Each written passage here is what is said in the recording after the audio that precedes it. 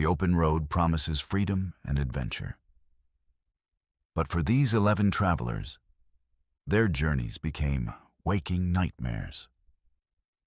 From a marketing coordinator stalked across 3 states by the same mysterious vehicle, to a retired teacher who followed an emergency broadcast straight into a dangerous cult's hands, these true stories will make you think twice about your next road trip. Tonight, on Verified Fears, you'll hear accounts of GPS systems leading people into deadly traps, helpful strangers who knew impossible details about their victims, and towns that refused to let visitors leave. Hit that subscribe button and notification bell to join the Verified Fears community, because once you hear these 11 terrifying road trip experiences, you'll never look at an empty highway the same way again.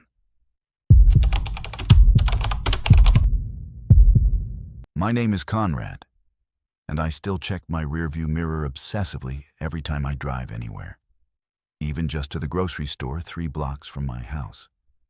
What happened to me 2 years ago on Interstate 80 changed everything about how I see the road, and honestly, I'm not sure I'll ever feel safe driving alone again, especially at night.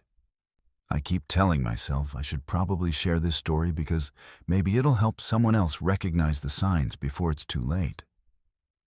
But every time I start talking about it, my hands shake and my voice gets all weird. My therapist says talking about it more will help, so here goes nothing. I was driving back to my apartment in Denver after spending the weekend with some college buddies in Iowa. Just a normal road trip that I'd done probably 15 times before without any issues. I'm 26, work in marketing for a small tech company, and I've always been pretty logical about things, you know? I don't jump to conclusions. I don't panic easily, and I definitely don't believe in conspiracy theories or paranormal stuff. But what happened that night tested every rational thought I'd ever had about random coincidences and innocent explanations. I left my friend's place around 6 in the evening, figuring I'd drive through the night and get home by morning, maybe catch a few hours of sleep before work on Monday. The weather was perfect. Clear skies, not too much traffic, just the way I like it for long drives. I had my playlist ready, a thermos of coffee, and enough snacks to keep me alert for the 8-hour journey ahead. Everything was completely normal for the first couple hours. I was making good time, singing along to my music, thinking about the weekend and how good it felt to reconnect with the guys from college. We'd played some video games, watched movies, ordered way too much pizza. Just typical stuff that made me feel like I was 20 again, instead of pushing 30 with a mortgage and a job that stressed me out more than I wanted to admit. The sun was setting behind me, painting the sky these incredible shades of orange and pink. And I remember thinking how peaceful everything felt. That's when I first noticed the headlights in my rearview mirror. But honestly, I didn't think anything of it at first because, it's an interstate highway and there are cars everywhere during normal driving hours. But as the evening wore on and traffic started thinning out, those same headlights were still there. Not close enough to be tailgating or anything threatening, just consistently about a quarter mile behind me, matching my speed perfectly. I told myself it was just another long-distance driver heading in the same direction, probably someone else trying to get home from a weekend trip. Nothing unusual about that at all. I even felt a little solidarity with whoever it was. Like we were both in this together, 2 people pushing through the night to get back to our real lives. But then I started paying more attention, and that's when things got weird. When I sped up to pass a slow-moving truck, the headlights sped up too. When I slowed down because I thought I saw a cop car on the shoulder, the headlights slowed down too. When I moved to the left lane, they moved to the left lane. When I moved back to the right, they followed.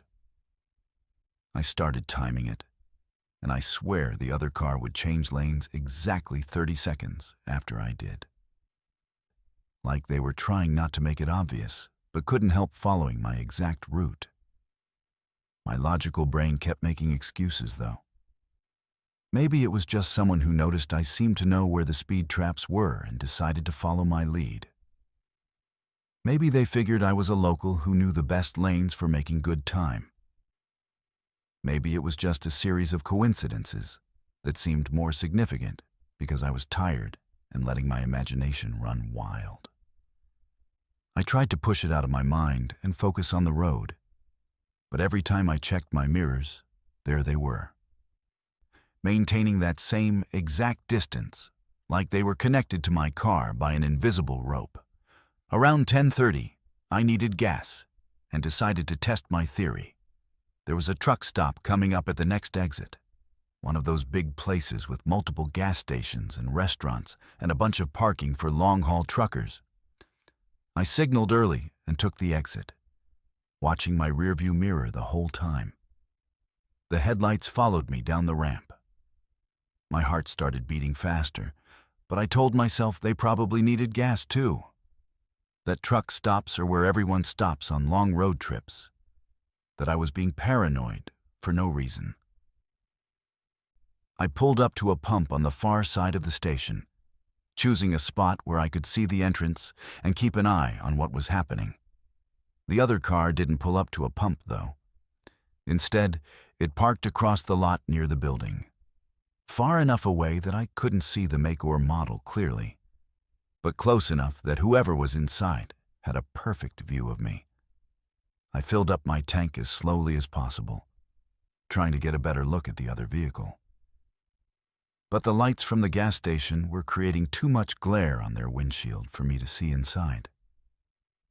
It looked like a dark sedan, maybe black or dark blue. Nothing particularly distinctive about it that I could tell from that distance. I went inside to pay and buy another coffee, taking my time, hoping they'd give up whatever game they were playing and just drive away. I even went to the bathroom and bought some chips I didn't want, killing probably 20 minutes total. When I came back out, they were still there, still parked in the same spot, still watching. That's when the rational part of my brain finally shut up and the scared part took over. Because there was no innocent explanation for someone sitting in a truck stop parking lot for 20 minutes without getting gas or going inside. I got back in my car and sat there for a minute, trying to decide what to do. I could call the police, but what would I tell them? That someone was driving behind me on a public highway and then stopped at the same truck stop? That wasn't exactly a crime, and I didn't even have a license plate number or a good description of the driver. I could wait them out, just sit there until they left first. But what if they were planning to wait me out too? What if this was some kind of sick game to them, and they had more patience than I did? What if they were hoping I'd be too tired to drive safely after sitting around for hours? I decided to get back on the highway and see what happened. Maybe try a different exit in a few miles and see if they followed me there too. Sure enough, within 2 minutes of me pulling back onto I-80, the headlights were behind me again. Same distance, same steady pace.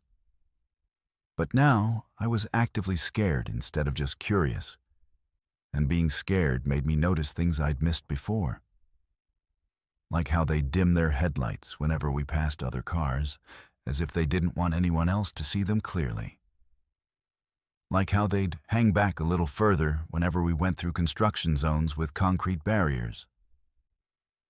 As if they knew those were places where I might try to escape or get help. Like how they seemed to anticipate my lane changes now, moving over almost before I did. As if they'd been studying my driving patterns for hours and could predict what I was going to do next. I tried everything I could think of to lose them, or at least confirm they were deliberately following me. I took random exits and got right back on the highway. They followed. I pulled into rest areas and waited. They waited too, always parking where they could see me, but far enough away that I couldn't see them clearly. I tried sudden lane changes and unexpected speed variations. They matched everything perfectly. I even tried calling my friend Jake and asking him to stay on the phone with me. But when I tried to explain what was happening, it sounded crazy even to me. How do you tell someone that you're being followed by a car that's not actually doing anything illegal or threatening, just driving behind you on a public road? Jake tried to be supportive, but I could tell he thought I was overthinking things, maybe getting paranoid because I was tired. By 2 in the morning, I'd been dealing with this for over 4 hours, and I was starting to panic in a way I'd never experienced before. My hands were sweating so much I could barely grip the steering wheel. My heart was pounding so hard I could hear it over my music. And I kept checking my mirrors so obsessively that I was probably more dangerous to other drivers than whoever was following me. I started thinking about all the true crime podcasts I'd listened to.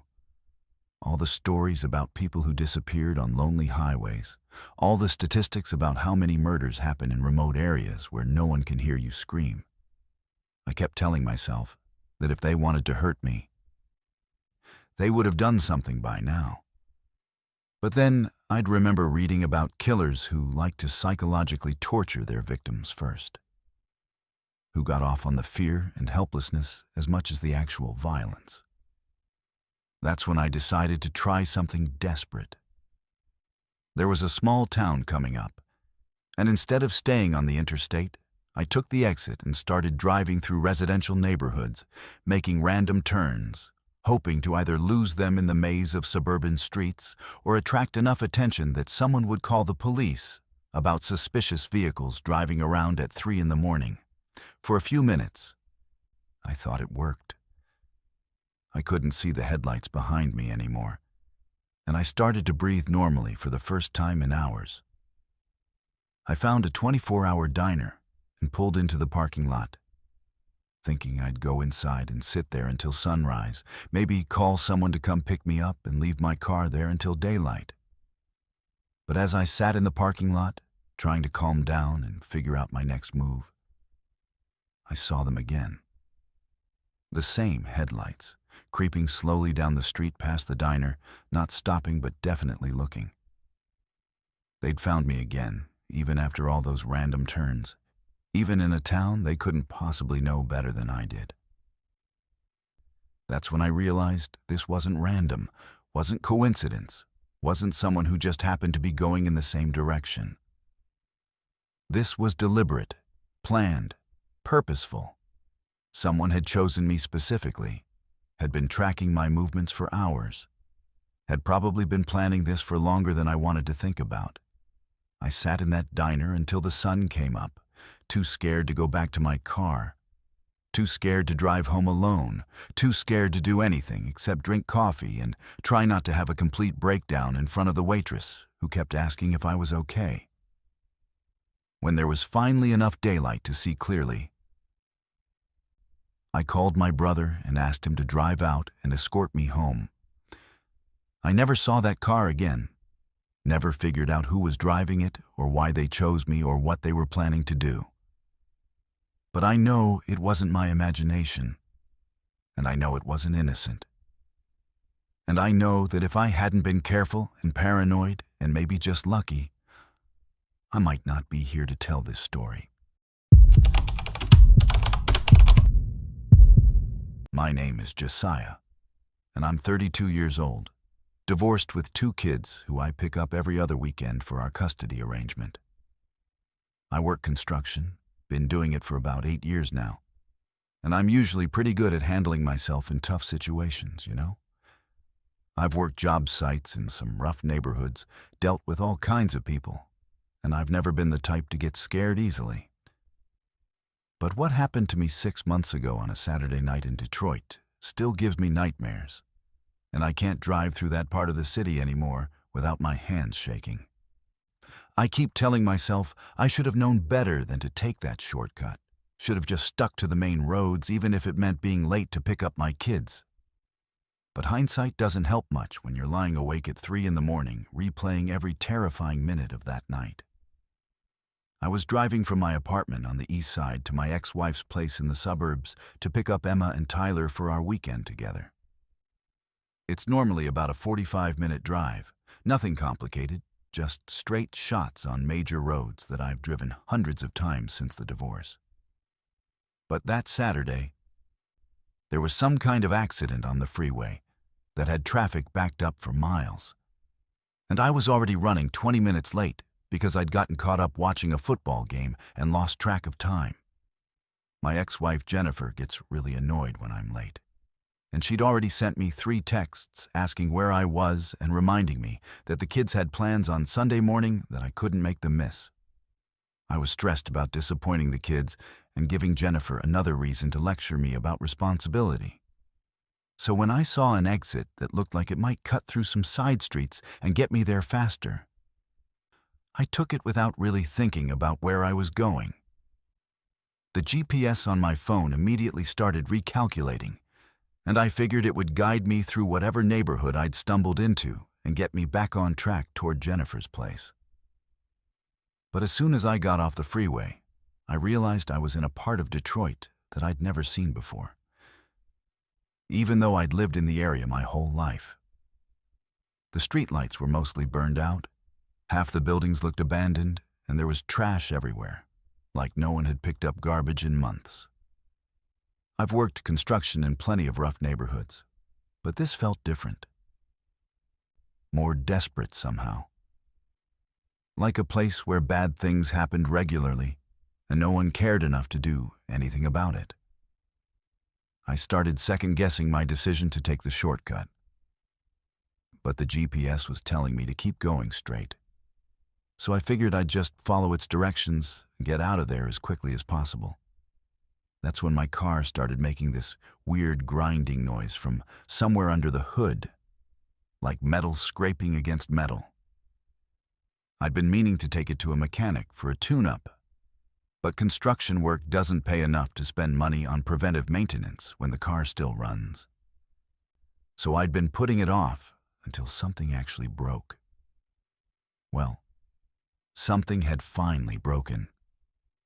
And of course it happened in the worst possible place, at the worst possible time. The grinding got louder and louder, and then the engine just died completely, right in the middle of a street that looked like it belonged in a post-apocalyptic movie. No streetlights, no traffic, no signs of life except for a few windows, with flickering lights that could have been candles or just old televisions. I tried starting the car again, but nothing happened. Not even the sound of the engine turning over. The battery was fine because the radio and lights still worked, but whatever had been making that grinding noise had killed the engine completely. I sat there for a minute, trying to figure out what to do. I could call a tow truck, but I didn't even know what street I was on, and most tow companies won't come into certain parts of the city after dark anyway. I could call Jennifer and ask her to come pick me up, but she'd never let me hear the end of it, and I'd probably lose my weekend with the kids. I could walk back to the freeway and try to find help there. But it was already past 9 o'clock, and I hadn't seen any open businesses or gas stations on my way in. That's when I noticed the fog.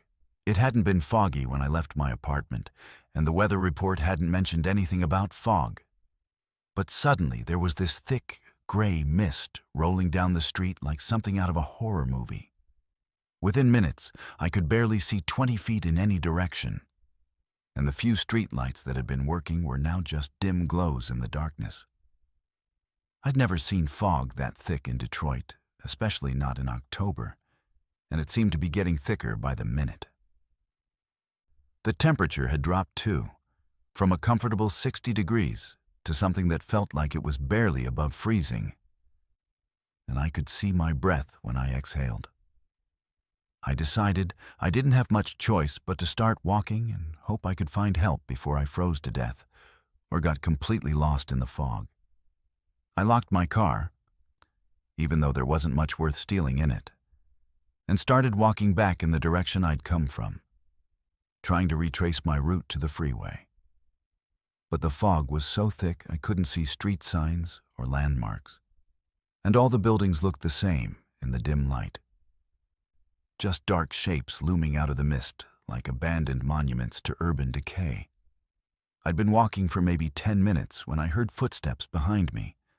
Slow and deliberate, like someone was following me but trying not to make too much noise.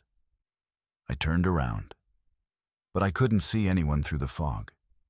Just shadows moving in and out of the gray mist like ghosts.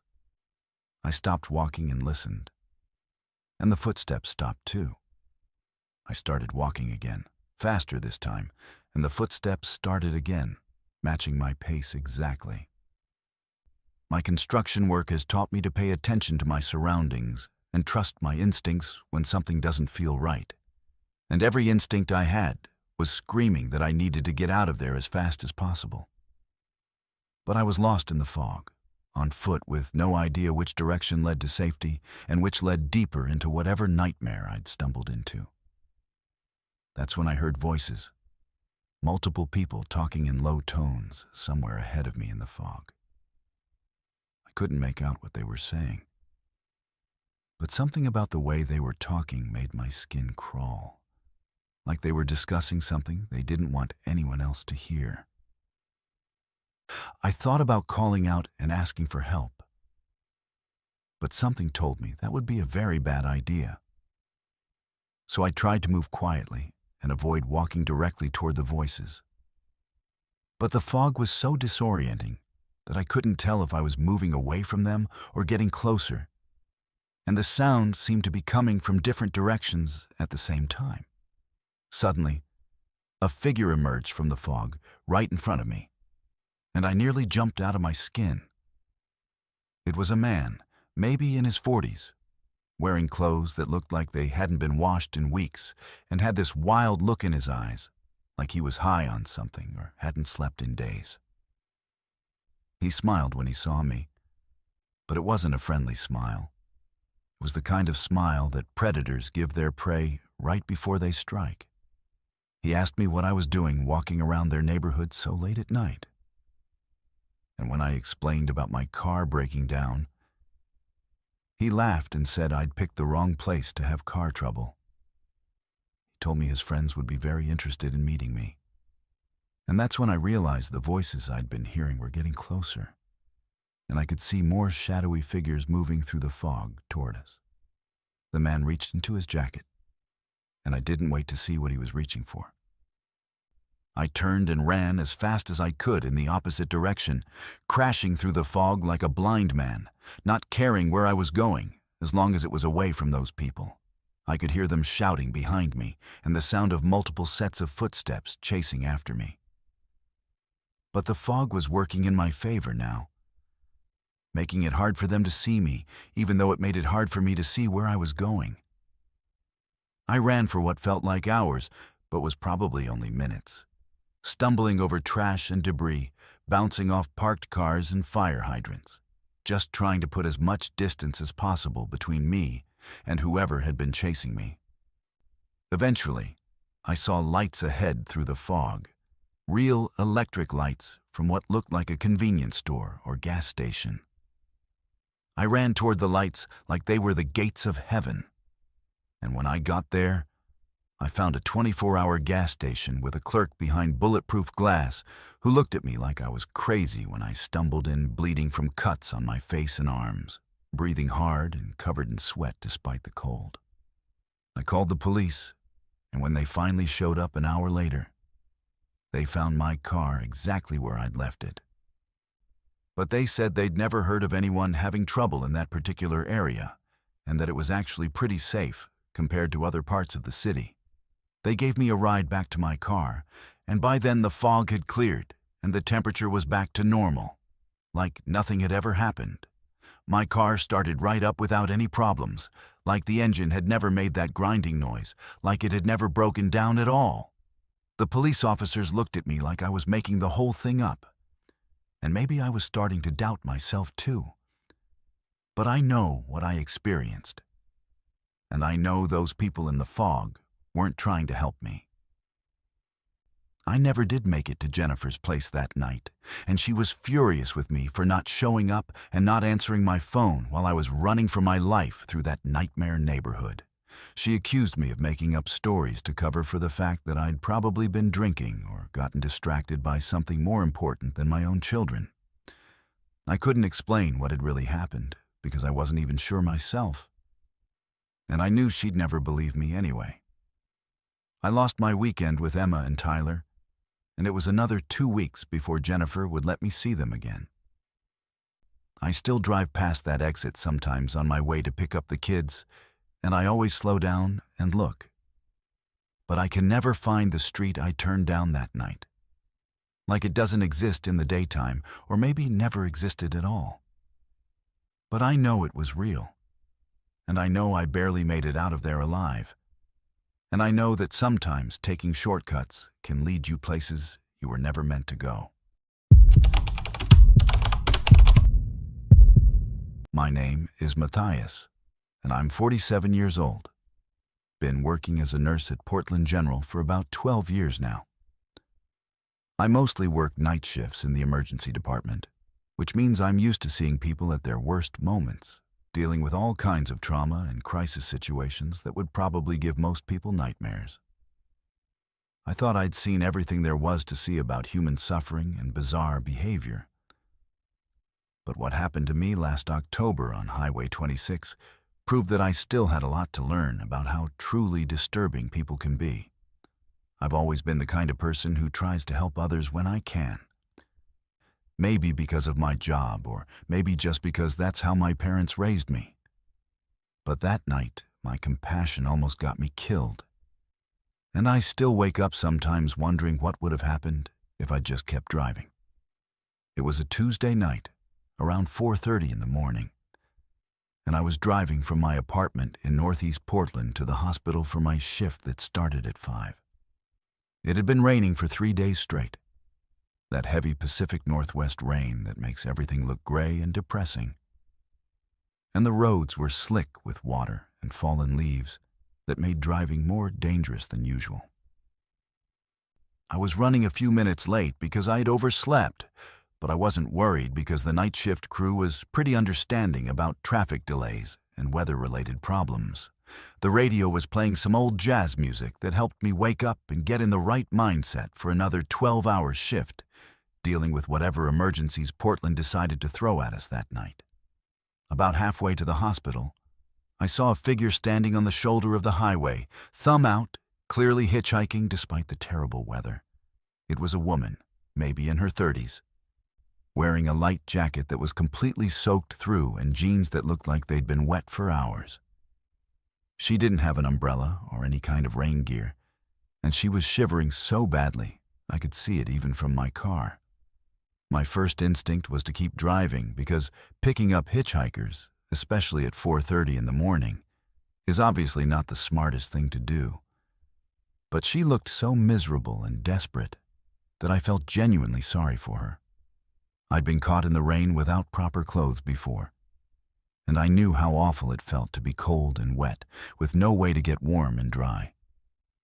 I pulled over about 50 feet past where she was standing and waited for her to run up to my car. She moved faster than I expected, like she'd been hoping someone would stop but hadn't really believed it would happen. When she got to the passenger side door, I rolled down the window and asked her where she needed to go. She said she was trying to get to the downtown area, somewhere near Pioneer Square, which was basically on my way to the hospital. So I told her to get in. She opened the door and slid into the passenger seat, bringing with her the smell of wet clothes and something else I couldn't identify. Something that reminded me of the antiseptic we used to clean hospital rooms, but stronger and more chemical. The first thing I noticed about her was how pale she was. Not just regular pale, but almost gray. Like someone who'd been sick for a long time or hadn't seen sunlight in months. Her hair was dark brown and plastered to her head from the rain, and her eyes were this unusual light blue color that seemed to reflect the dashboard lights in a weird way. She thanked me for stopping and said most people wouldn't pick up hitchhikers anymore, especially women hitchhiking alone at night. Which was smart of them because you never know who you're dealing with these days. I agreed and said I normally wouldn't stop either. But she looked like she really needed help, and I couldn't just leave someone standing in the rain like that. We drove in silence for a few minutes while she tried to warm up, and I turned up the heat in the car to help her dry off. That's when she started talking, and that's when things began to feel wrong in a way I couldn't explain at first. She asked me if I was Matthew, and I corrected her and said my name was Matthias, which is pretty uncommon, so most people get it wrong. But then she smiled and said she knew that. She was just testing me because she'd heard I was the kind of person who corrected people about small details like that. I asked her how she could have heard anything about me since we'd never met before, and she laughed and said she knew more about me than I might think. She started telling me things about my life that there was no way she could have known. She knew I worked at Portland General, knew I usually worked night shifts, knew I lived in a one-bedroom apartment on Alberta Street with a cat named Oscar. She knew I'd been divorced 3 years ago, knew my ex-wife's name was Rebecca, knew we'd gotten divorced because I was working too many hours and neglecting our relationship. She knew I had a sister in Seattle who was pregnant with her second child, knew my parents had died in a car accident when I was 22, knew I'd gotten into nursing because I wanted to help people the way the hospital staff had helped my parents before they died. I was getting more and more uncomfortable as she kept revealing personal information that she had no legitimate way of knowing. But she wasn't done yet. She knew about the patient I'd lost the week before. An elderly man who'd come into the emergency department with chest pains and died despite everything we did to save him. She knew I'd been having nightmares about that case, knew I'd been questioning whether I was really helping people or just watching them suffer and die. She knew about the bottle of sleeping pills I'd been taking to deal with the stress, knew about the therapy appointments I'd been considering but hadn't made yet because I was too proud to admit I needed help. When I asked her how she could possibly know all these things, she just smiled and said she made it her business to know about people like me. People who thought they were helping others but were really just delaying the inevitable. She said death came for everyone eventually, and people like me who worked in hospitals were just kidding themselves if they thought they were making any real difference. She said she'd been watching me for weeks, learning about my routines and my weaknesses, waiting for the right opportunity to have this conversation. She said she had a message for me from someone I'd lost, but she didn't say who. That's when I realized I needed to get her out of my car as quickly as possible, because whatever was happening wasn't normal and wasn't safe. I told her I needed to stop for gas and that she'd have to get out there. But she said we weren't done talking yet, and that I shouldn't be so eager to end our conversation. She reached over and put her hand on my arm, and her skin was cold. Not just cold from the rain, but cold like someone who'd been dead for hours. Her grip was stronger than it should have been, and when I tried to pull my arm away, she held on tight enough to leave bruises. She told me she had a prediction about my future.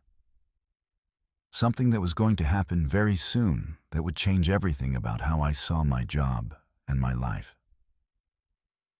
She said someone was going to come into the emergency department that night, someone I'd recognize, someone whose life I wouldn't be able to save, no matter how hard I tried. She said I'd realize then that all my years of trying to help people had been pointless, that death always wins in the end, and that I should consider whether it might be better to help people die peacefully instead of fighting a battle that couldn't be won. I managed to pull into a gas station and told her she needed to get out immediately, that I was calling the police if she didn't leave me alone. She laughed and let go of my arm, then opened the passenger door and got out without saying another word. I watched her walk away into the rain, and she moved differently than she had when she'd gotten into my car. Smoother and more confident, like she wasn't affected by the cold or the weather anymore. I sat in my car for 10 minutes, trying to calm down and figure out what had just happened. Then drove the rest of the way to the hospital in a state of complete confusion and fear. When I got to work, I tried to forget about the hitchhiker and focus on my patients. But I couldn't stop thinking about her predictions and the things she'd said about someone coming in that I'd recognize. Around 7 in the morning, the paramedics brought in a man who'd been in a single car accident. And when I saw his face, I nearly collapsed. It was my ex-wife's new boyfriend, someone I'd met twice at awkward social gatherings, someone I'd actively disliked because he'd replaced me in Rebecca's life. He was unconscious and bleeding internally, and despite everything we did, despite all the medical knowledge and equipment and expertise we threw at his case, he died an hour later. I never saw that hitchhiker again, and I never figured out how she knew the things she knew or how she could have predicted what would happen that night. But I know she was real, and I know she was dangerous. And I know that picking her up was the biggest mistake I'd ever made. I stopped trying to help strangers after that, stopped being the kind of person who pulls over for hitchhikers or gives money to homeless people or goes out of his way to make other people's lives easier. Maybe that makes me a worse person. But it also makes me a safer person. And after what happened that night, I decided that my safety was more important than my compassion. My name is Zaire, and I'm 54 years old, recently retired from 30 years of teaching high school mathematics in Portland, Oregon. I've always considered myself a logical person, someone who believes in facts and evidence and reasonable explanations for everything. Which is probably why what happened to me 6 months ago has been so difficult to process and accept. I'm not good with technology, never have been. But my daughter insisted I get one of those GPS navigation systems for my car when I told her I was planning to drive cross-country to visit my grandchildren in North Carolina. She said it would make the trip safer and easier, that I wouldn't have to worry about getting lost or reading paper maps while driving, and that the GPS would find the fastest routes and warn me about traffic problems ahead of time. I'd been looking forward to this trip for months, ever since my retirement party in June. After 3 decades of dealing with teenagers who thought algebra was a form of torture and parents who blamed me for their children's lack of motivation, I was ready for some peace and quiet on the open road. My son Michael lived in Asheville with his wife and 2 kids, and I hadn't seen them since Christmas because flights were so expensive and driving seemed like too much of a hassle when I was still working full-time. But now I had all the time in the world, and I figured a leisurely drive across the country would be exactly what I needed to decompress from all those years in the classroom. The GPS seemed simple enough when my daughter explained it to me. You just type in your destination, and it calculates the best route and gives you turn-by-turn directions in a pleasant female voice that tells you exactly when to turn and which lanes to use. It even shows you how much time the trip will take and warns you about construction zones or accidents that might slow you down. I tested it a few times driving around Portland, and it worked perfectly. So I felt confident about using it for the longer journey to North Carolina. I left Portland on a Tuesday morning in September, planning to take my time and drive about 6 hours a day, stopping whenever I wanted to see interesting sights or just stretch my legs. The first day went exactly as planned. The GPS guided me through Oregon and into Idaho without any problems, and I spent the night in a comfortable motel in Boise, feeling proud of myself for managing the technology and making good progress toward my destination. The second day was equally smooth, taking me across Idaho and into Wyoming, where I stopped for the night in a small town called Rawlins that the GPS had recommended as a good halfway point. But on the third day, somewhere in the remote areas of Wyoming, things started to go wrong in ways I still can't fully explain. I was driving through some of the most desolate landscape I'd ever seen, just endless stretches of brown hills and scrub brush, with no signs of civilization for miles in any direction. The GPS had been working normally all morning, giving me clear directions and keeping me on Interstate 80 toward Nebraska. But around noon, it suddenly announced that it was recalculating the route and that I should take the next exit to stay on the fastest path to my destination. I was surprised because I couldn't see any reason why leaving the interstate would be faster than staying on it. But I figured the GPS probably knew about road construction or traffic problems that I couldn't see yet, so I followed its instructions and took the exit. The road it directed me onto was a narrow 2-lane highway that didn't look like it got much traffic. But the GPS seemed confident this was the right way, so I kept following its directions as it led me deeper and deeper into the Wyoming wilderness. After about an hour of driving on increasingly remote roads, I started to feel uncomfortable about the route the GPS had chosen. I hadn't seen another car in over 30 minutes, and the roads were getting narrower and more primitive, like they were designed for local ranch traffic rather than long-distance travelers. The GPS kept telling me to turn onto smaller and smaller roads, some of which weren't even paved, just gravel tracks that wound through hills and valleys that looked like they'd never been developed or inhabited by anyone. I tried to turn the GPS off and turn around to get back to the interstate, but every time I stopped and tried to change the destination or cancel the route, the device would restart itself and continue giving me directions to take the next turn. It was like it had developed a mind of its own and was determined to take me wherever it wanted me to go, regardless of what I wanted to do. I'd never experienced anything like it before, and my limited understanding of technology wasn't enough to figure out how to override whatever was controlling the navigation system. By mid-afternoon, I was completely lost in terrain that looked more like the surface of Mars than anything I'd expected to find in Wyoming. The GPS had led me into a maze of dirt roads and cattle paths that seemed to wind randomly through a landscape of red rocks and deep canyons that I was pretty sure weren't on any official maps. I hadn't seen a single sign of human habitation for hours, no houses or barns or even fence posts. Just endless miles of wilderness that seemed to stretch to the horizon in every direction. That's when I started encountering the people, if you could call them people. They appeared at first as distant figures standing on hilltops or beside the road, always just far enough away that I couldn't see them clearly, but close enough that I knew they were watching me.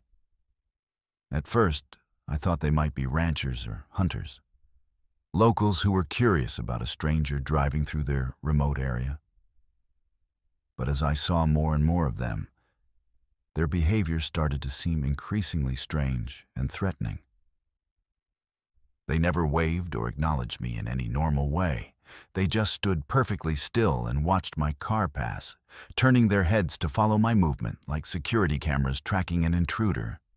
Some of them appeared to be holding tools or weapons, though I couldn't make out exactly what they were carrying from a distance. Others seemed to be communicating with each other in ways I couldn't understand, making gestures or signals that suggested they were coordinating their activities and reporting on my location and direction of travel. The GPS continued to guide me deeper into this nightmare landscape, directing me to turn onto roads that barely deserved the name. Just tire tracks through sand and rocks that threatened to damage my car with every mile. I was starting to panic about running out of gas or getting stuck somewhere so remote that no one would ever find me. But every time I tried to turn around or find a different route, the GPS would recalculate and direct me back onto the same impossible path. As the sun began to set, the situation became even more terrifying. The figures I'd been seeing all day started to move closer to the road, some of them following my car on foot at a pace that should have been impossible for humans to maintain. I could see them in my rearview mirror, dark shapes jogging along behind me through the gathering dusk, never falling behind, no matter how fast I drove on the rough terrain. Others appeared ahead of me, standing directly in the road as if they were trying to force me to stop. but whenever I got close enough to see them clearly, they would step aside and disappear into the rocks and brush. The GPS finally led me to what looked like a small settlement, a cluster of buildings that appeared suddenly around a bend in the road, like something out of a fever dream. It wasn't marked on any signs, and it didn't look like any normal town I'd ever seen. The buildings were old and weathered, constructed from materials that seemed to have been scavenged from different sources and assembled without any coherent plan or architectural style. There were no power lines or telephone poles, no paved streets or sidewalks, no cars or trucks or any other signs of modern civilization. The GPS announced that I had reached my destination, which was impossible because I was supposed to be going to North Carolina, not some abandoned settlement in the middle of Wyoming. I stopped the car and tried to figure out what was happening. But before I could decide what to do next, people started emerging from the buildings and gathering around my car. They moved slowly and deliberately, like they'd been waiting for me to arrive. And their faces were pale and gaunt in a way that suggested malnutrition or disease. They didn't speak or make any threatening gestures. They just surrounded my car and stared at me through the windows with expressions that I can only describe as hungry. Some of them reached out and touched the car's surface, running their fingers along the metal and glass like they were examining something they'd never seen before. Others seemed to be studying me specifically, looking at my clothes and my face with an intensity that made my skin crawl. I realized I needed to get out of there immediately, before whatever these people were planning could happen. I put the car in reverse and backed away from the crowd as carefully as I could, trying not to hit anyone but determined to escape whatever trap I'd driven into. The GPS immediately started recalculating, trying to guide me back toward the settlement.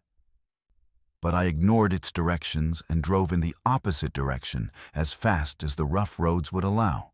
It took me 6 hours to find my way back to Interstate 80, 6 hours of driving through darkness on roads that seemed to shift and change every time I thought I was making progress toward civilization. The GPS fought me the entire way, constantly trying to redirect me back toward that horrible settlement, until I finally threw it out the window in frustration and navigated by the stars and my own sense of direction.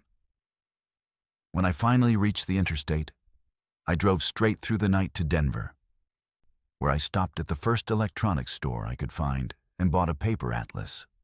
I completed the rest of my trip to North Carolina using old-fashioned maps and written directions, and I never used a GPS navigation system again. My daughter thinks I'm being paranoid and stubborn, that I probably just made a mistake with the technology or encountered some kind of software glitch. But I know what I experienced, and I know that GPS was deliberately trying to lead me somewhere I was never supposed to go. My name is Corbin, and I'm 22 years old. Just finished my sophomore year at Oregon State University, studying business administration. I'm from a small town in eastern Oregon where nothing really bad ever happens. And I guess that made me more trusting and less cautious than I should have been when I went on my spring break road trip to California last March. I'd been planning this trip for months, saving up money from my part-time job at a local restaurant and mapping out all the places I wanted to visit along the coast. I was driving down by myself because most of my friends couldn't afford the trip or had other plans. But I was actually looking forward to having some time alone on the road, just me and my music and the open highway stretching out toward the Pacific Ocean. I'd been driving for about 8 hours straight when I started getting really tired somewhere around midnight on Interstate 5, just south of Redding, California. I don't normally drive at night for long distances because I tend to get drowsy. But I'd gotten a late start leaving campus, and I was eager to make up time so I could spend more days actually enjoying the beach instead of just sitting in my car. The coffee I'd bought in Oregon had worn off hours ago. And I was starting to do that thing where your eyelids get heavy and you catch yourself drifting toward the shoulder which I knew was dangerous and stupid, especially when I was driving alone with no one to take over if I got too tired to continue safely. That's when I saw the signs for a 24-hour truck stop coming up at the next exit, one of those big travel centers that cater to long-haul truckers, but also serve regular travelers who need gas, food, or just a place to rest for a few hours. I figured I'd stop for another cup of coffee and maybe walk around the parking lot for 10 minutes to wake myself up before continuing south toward Los Angeles. The place looked pretty standard from the outside. Bright lights, plenty of parking spaces for cars and trucks, and a convenience store that appeared to be busy even at this late hour, which made me feel like it was a safe and normal place to stop. I parked near the convenience store and went inside to buy coffee and maybe some snacks to keep my energy up for the rest of the drive. The store was bigger than I expected, with several aisles of typical road trip supplies like energy drinks, chips, candy, and those pre-made sandwiches that taste like cardboard but fill you up when you're hungry and don't have many options. There were a few other customers wandering around, mostly truck drivers in flannel shirts and baseball caps, plus a couple of other travelers who looked like they were on long-distance trips similar to mine. The clerk behind the counter was a woman in her 40s with bleached blonde hair and a friendly smile, who asked me if I was having a good trip and where I was headed. I told her I was driving to California for spring break, and she said that sounded like fun and that she wished she could take a vacation like that. She seemed genuinely interested in my travel plans, asking about which beaches I was planning to visit and whether this was my first time driving to California by myself. Which I thought was nice, because most convenience store clerks just want to complete the transaction and move on to the next customer. I bought a large coffee and a bag of chips, and as I was paying, the clerk mentioned that they had really comfortable seating areas in the back of the store, where travelers could sit and rest for a while if they needed to take a break from driving.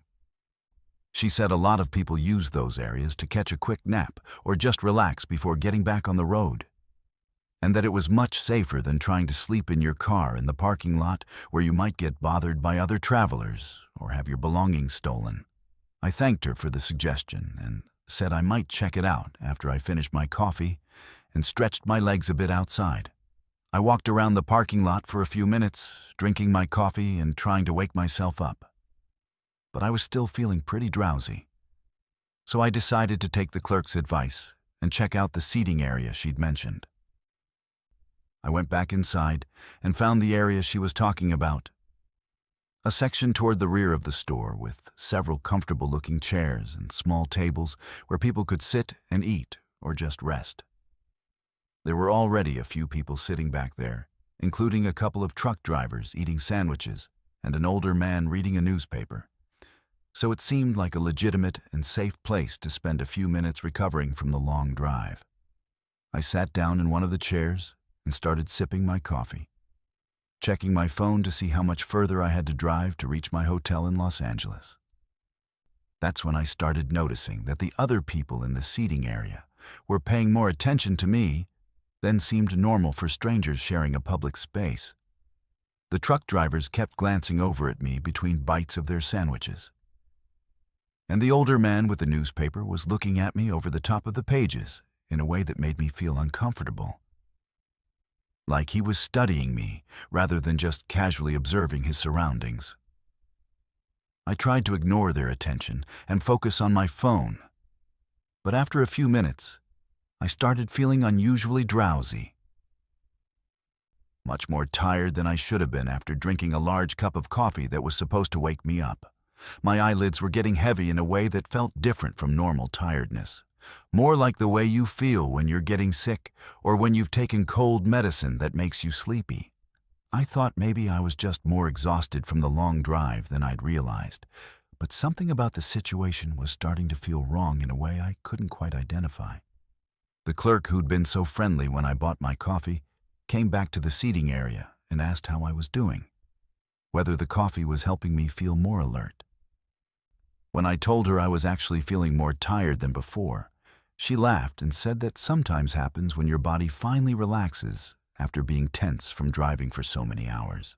She suggested I might want to lie down in one of the sleeping areas they had available for travelers, small rooms in the back of the building where people could rent a bed for a few hours if they needed to rest before continuing their journey. I'd never heard of truck stops having sleeping rooms like that, but she seemed very knowledgeable about the facilities and offered to show me where they were located.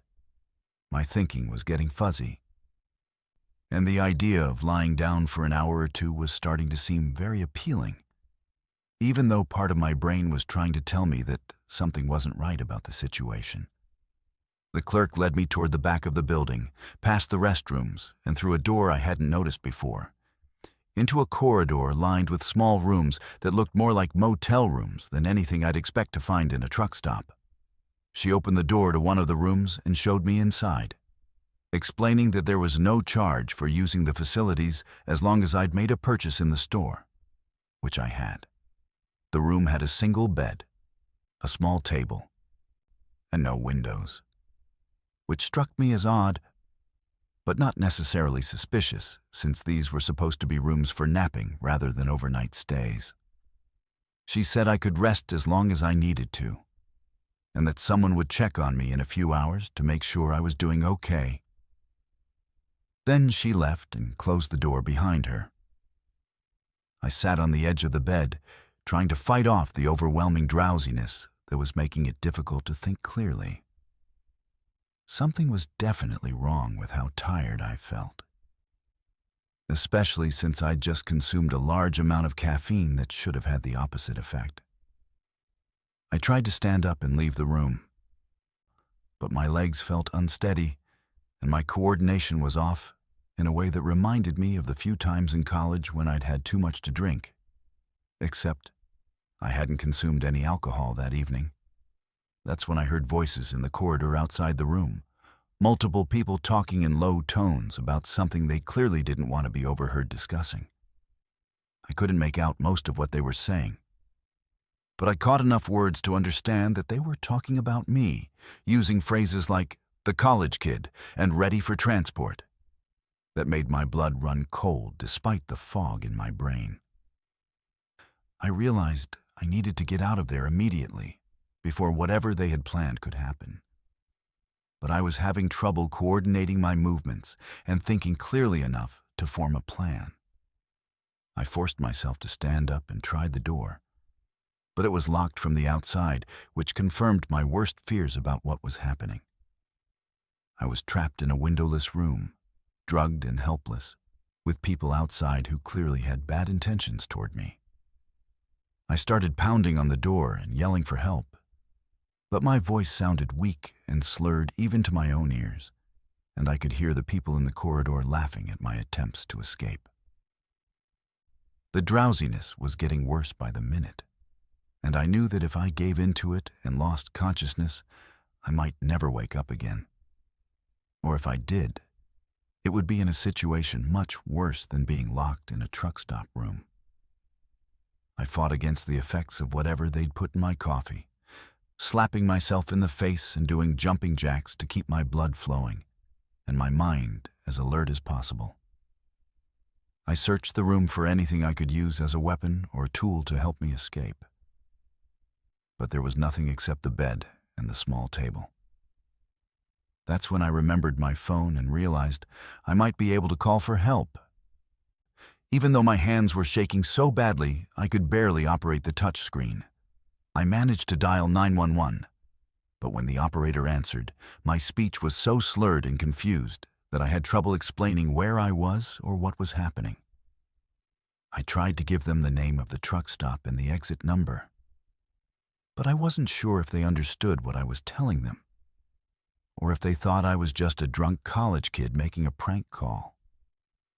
I could hear more activity in the corridor outside my room, people moving around and preparing for something that I was pretty sure involved me leaving that place against my will.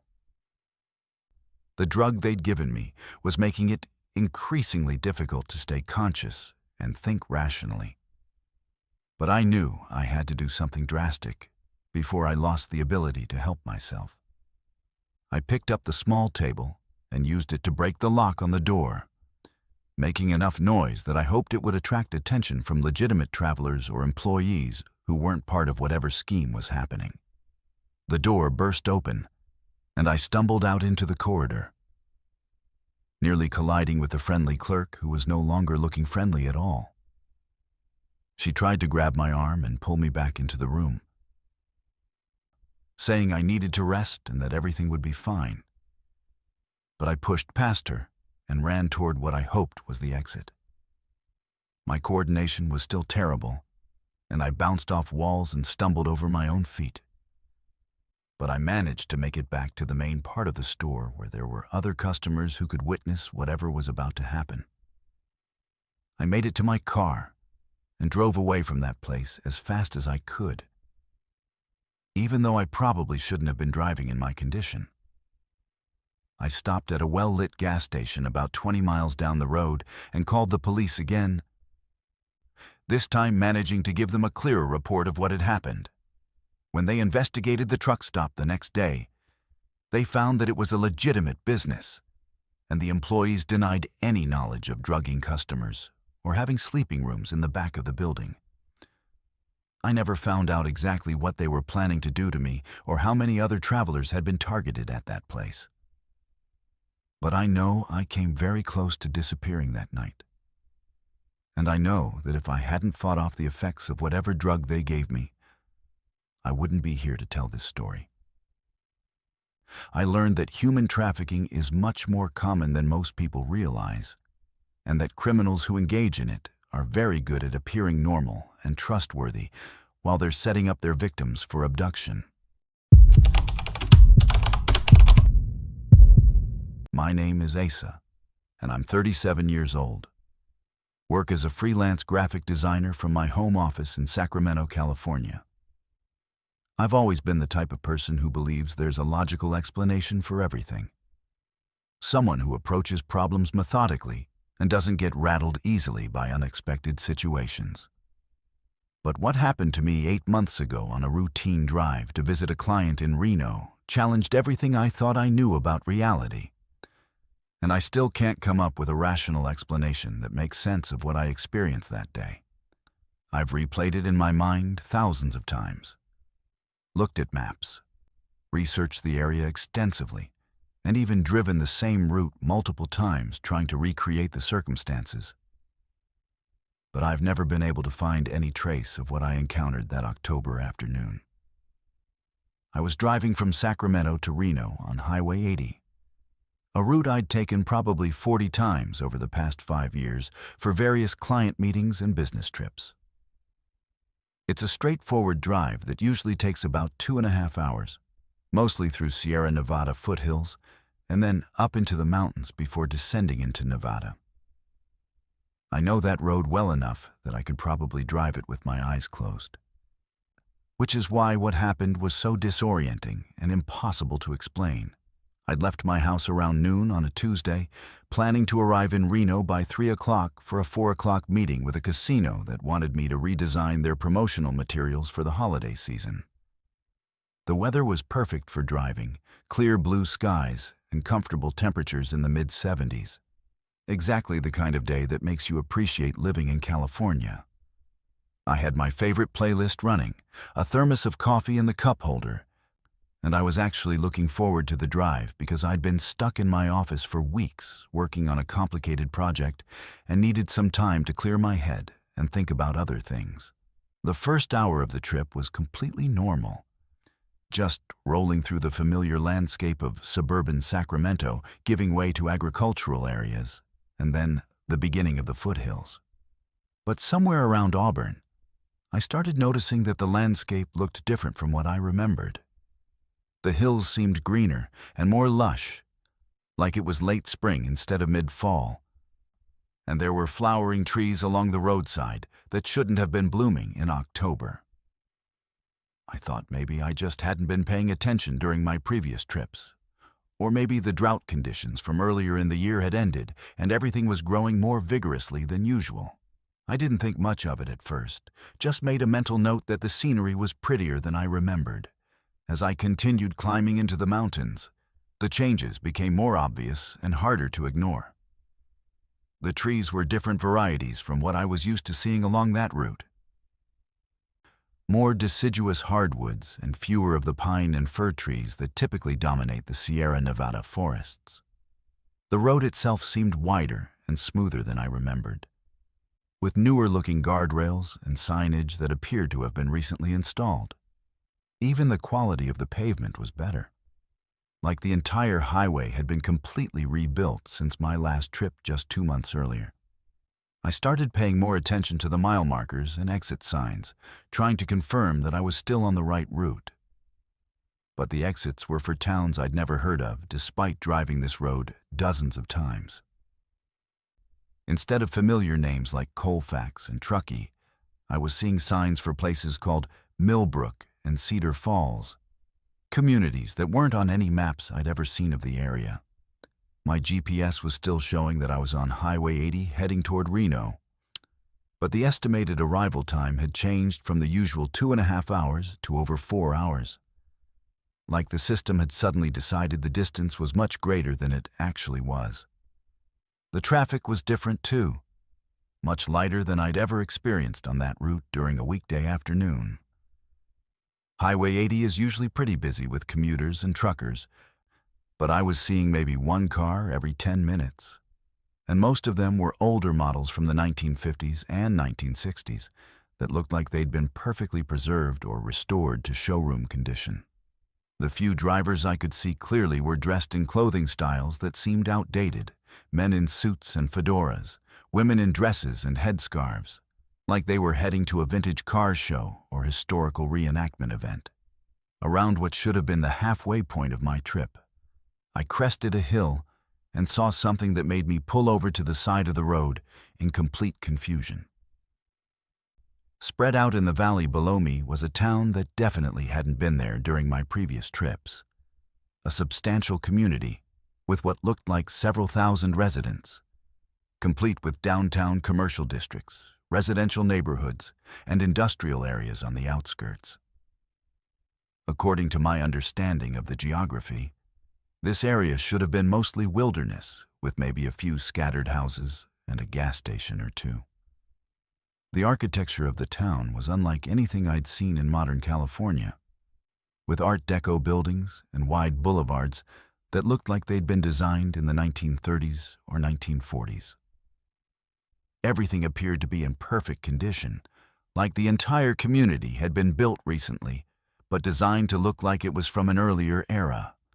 There were people walking around the streets, cars parked along the curbs, and smoke rising from chimneys, clear signs that this was an active, functioning town rather than some kind of abandoned historical site or movie set. I sat in my car for several minutes, trying to make sense of what I was seeing. I'd driven this exact route many times, and I was certain there had never been a town of this size in this location. I checked my GPS again, and it was still insisting I was on Highway 80, but now it was showing that Reno was still over 3 hours away, which was impossible given how far I'd already traveled. I tried calling my client to let them know I might be late for our meeting, but my phone had no signal despite being in an area where I'd always had good coverage in the past. I decided to drive down into the town to see if I could figure out where I was, and maybe get directions back to the correct route to Reno. The main street was lined with businesses that looked like they belonged in a different decade. A five-and-dime store, a soda fountain, a movie theater showing films I'd never heard of, and a gas station with old-fashioned pumps that looked like antiques. The few people I saw on the sidewalks were dressed in the same vintage clothing I'd noticed in the cars, and they moved with a leisurely pace that suggested they had all the time in the world. I parked in front of what appeared to be a diner and went inside to ask for directions. The interior was exactly what you'd expect from the 1950s, with red vinyl booths, a long counter with chrome stools, and a jukebox playing music I recognized as being from that era. The waitress behind the counter was a woman in her 40s wearing a uniform that looked like something from an old television show, complete with a small white cap and an apron with the diner's name embroidered on it. When I asked her about getting to Reno, She looked confused and said she'd never heard of any place by that name. I tried to explain that it was a major city in Nevada, just a few hours east of where we were, but she insisted that we were in California and that the nearest city of any significant size was San Francisco, which was several hours to the west. I asked her what town we were in, and she said it was called Millbrook, which matched one of the road signs I'd seen earlier, but didn't correspond to any place I could find on any maps. I tried to show her my GPS to prove that Reno existed and that I was supposed to be heading there. But my phone was completely dead, despite having been fully charged when I left Sacramento. She offered to let me use the diner's phone to call someone. But when I tried to dial numbers I knew by heart, I kept getting recordings saying that the numbers were not in service or had been disconnected. Even directory assistants couldn't find listings for people and businesses I knew existed. Like they'd been completely erased from all records.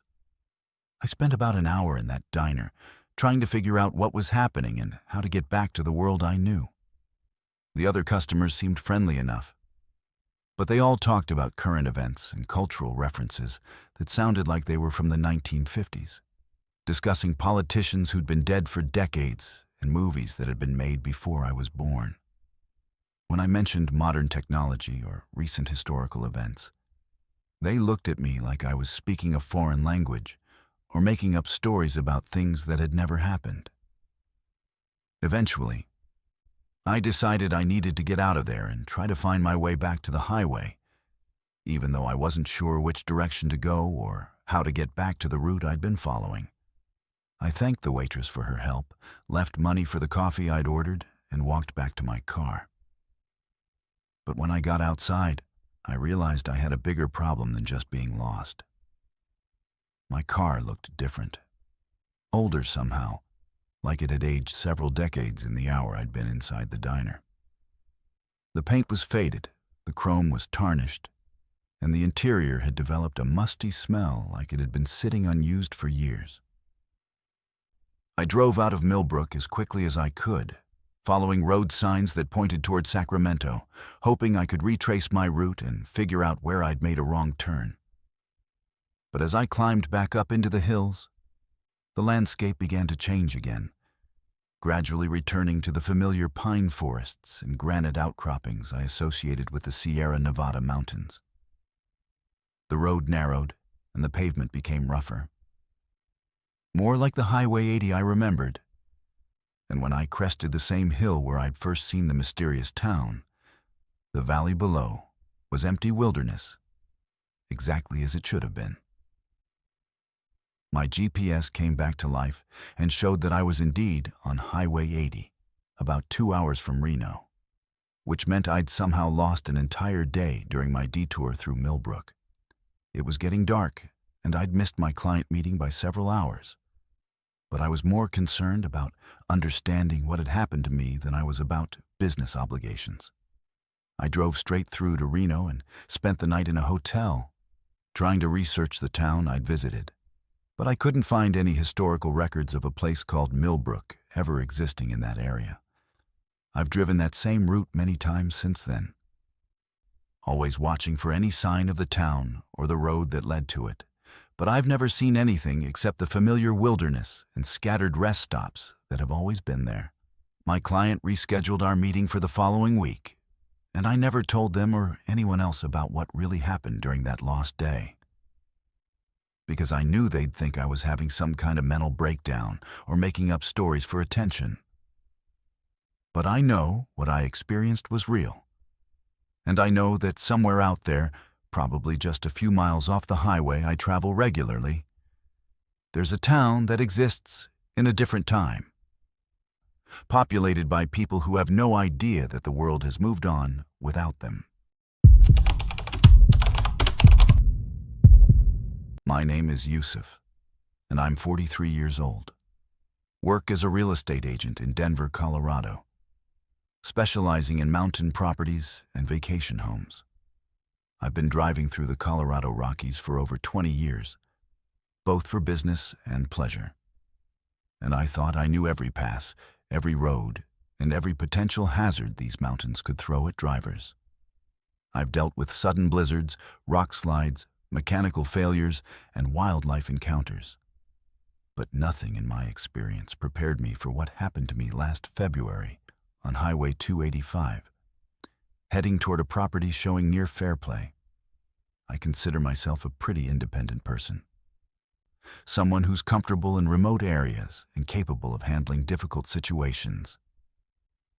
But that night tested every survival instinct I had and left me with a completely different understanding of how dangerous the mountains can really be. I was driving up to show a luxury cabin to some clients from Texas who were looking for a winter retreat, something secluded and private where they could escape the city for ski weekends and holiday gatherings. The property was about 2 hours southwest of Denver, up in the high country, where the elevation reaches over 10,000 feet and the weather can change from beautiful to deadly in a matter of minutes.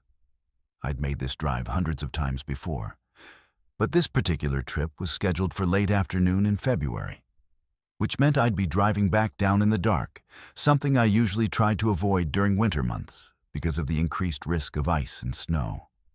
The weather forecast had called for partly cloudy skies with temperatures in the 20s, nothing unusual for that time of year and elevation, so I wasn't particularly concerned about the drive.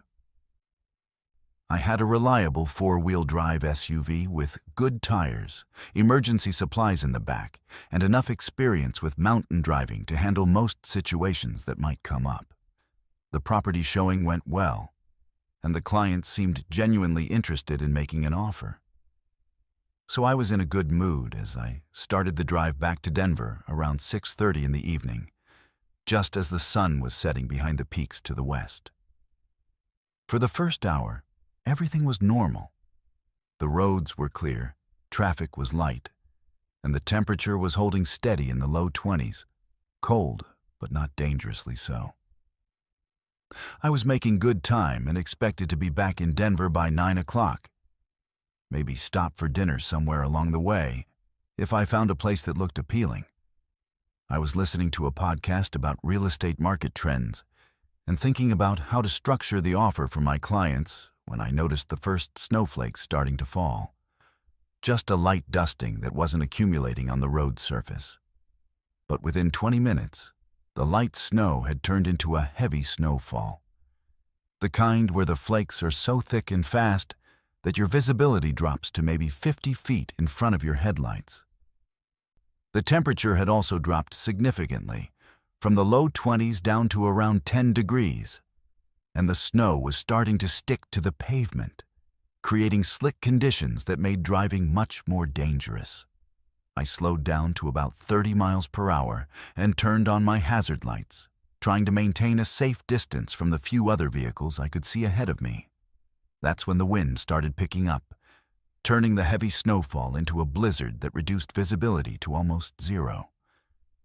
I could barely see the road in front of me, even with my headlights on high beam, and the wind was strong enough to rock my SUV and make steering more difficult. I knew I needed to find shelter somewhere and wait out the storm rather than trying to continue driving in these conditions. But I was in a section of highway that didn't have any towns or services for miles in either direction. I was creeping along at maybe 15 miles per hour, looking for any kind of building or shelter where I could pull off and wait, when I saw lights ahead through the blizzard. As I got closer, I could see it was some kind of roadside establishment, maybe a restaurant or gas station, with several vehicles parked outside and warm yellow light streaming from the windows. I was incredibly relieved to find somewhere to get out of the storm, and I pulled into the parking lot next to what looked like a pickup truck and a couple of cars that were already covered with several inches of snow. The building turned out to be a small roadside diner, the kind of place that caters to truckers and travelers passing through the mountains. It looked like it had been there for decades, with weathered wood siding and a neon sign that flickered in the wind. But the important thing was that it was open and warm and safe from the blizzard raging outside. I parked as close to the entrance as I could and ran through the snow to get inside, grateful to be out of the wind and cold. The interior was exactly what you'd expect from a mountain diner, with vinyl booths, a long counter with stools, and the smell of coffee and fried food that made me realize I was hungry. There were maybe half a dozen other customers inside, all of them looking like locals rather than travelers. Men in work clothes and heavy jackets who were drinking coffee and talking in low voices about the storm and how long it might last. The waitress was a woman in her 50s, with graying hair and a friendly smile, who told me I'd made a smart decision to get off the road when I did. I ordered coffee and a sandwich and settled into a booth near the window, where I could keep an eye on my car and watch the storm. The other customers seemed welcoming enough, nodding when I made eye contact and including me in their conversations about the weather and road conditions. One of them, an older man wearing a rancher's coat, told me the storm was supposed to blow through by morning and that I'd probably be able to get back on the road safely if I waited until sunrise. Another customer, a younger guy who said he worked for the highway department, warned me that even after the snow stopped, the roads would be icy and dangerous for several hours until the plows could get through. I was content to wait out the storm in the warm diner, drinking coffee and chatting with the locals about mountain living and winter survival, when the conversation took a turn that made me uncomfortable. The rancher started talking about how isolated this area was, how far it was from the nearest town or help if someone got into trouble, and how easy it would be for people to just disappear up here without anyone ever knowing what happened to them. The highway worker agreed, saying that every winter they found cars that had gone off the road with people inside who'd frozen to death before anyone could find them. At first, I thought they were just trying to emphasize how dangerous the mountains could be in winter, maybe warn me to be extra careful when I continued my journey. But as the conversation continued, their comments became more specific and more threatening, with references to travelers who'd stopped at the diner and never made it to their destinations, and suggestions that some disappearances weren't as accidental as they appeared to the authorities. The way they were looking at me had changed too, less friendly and more predatory, like they were sizing me up for something I didn't want to think about. I tried to change the subject and talk about neutral topics like the weather and local businesses. But they kept steering the conversation back to stories about people who'd gone missing in the area and how the isolation made it impossible for law enforcement to investigate properly. The waitress, who'd seemed so friendly when I arrived, was now avoiding eye contact and seemed nervous about something, like she knew what was being discussed but didn't want to be part of it. I started to wonder if she was a willing participant in whatever was happening or if she was as trapped as I was beginning to feel. That's when I noticed that the storm outside had gotten worse, not better, and that the other customers were making no moves to leave, despite having been there when I arrived over an hour earlier. It was like they were waiting for something specific to happen, or for the conditions outside to reach a point where escape would be impossible. I also realized that I hadn't seen any other vehicles arrive or leave since I'd been there, which was strange for a business that was supposed to serve highway travelers. I excused myself to go to the restroom, but really, I wanted to get closer to the back of the building and see if there were other exits I could use if I needed to leave quickly. What I found in the hallway behind the dining room made my blood run cold. There were personal belongings scattered on shelves and hooks like some kind of trophy collection. Wallets, purses, jewelry, car keys, and driver's licenses from people with addresses all over the country. Some of the licenses were recent, but others were years old, suggesting this had been going on for a long time. I also found a door that led to what looked like a storage room.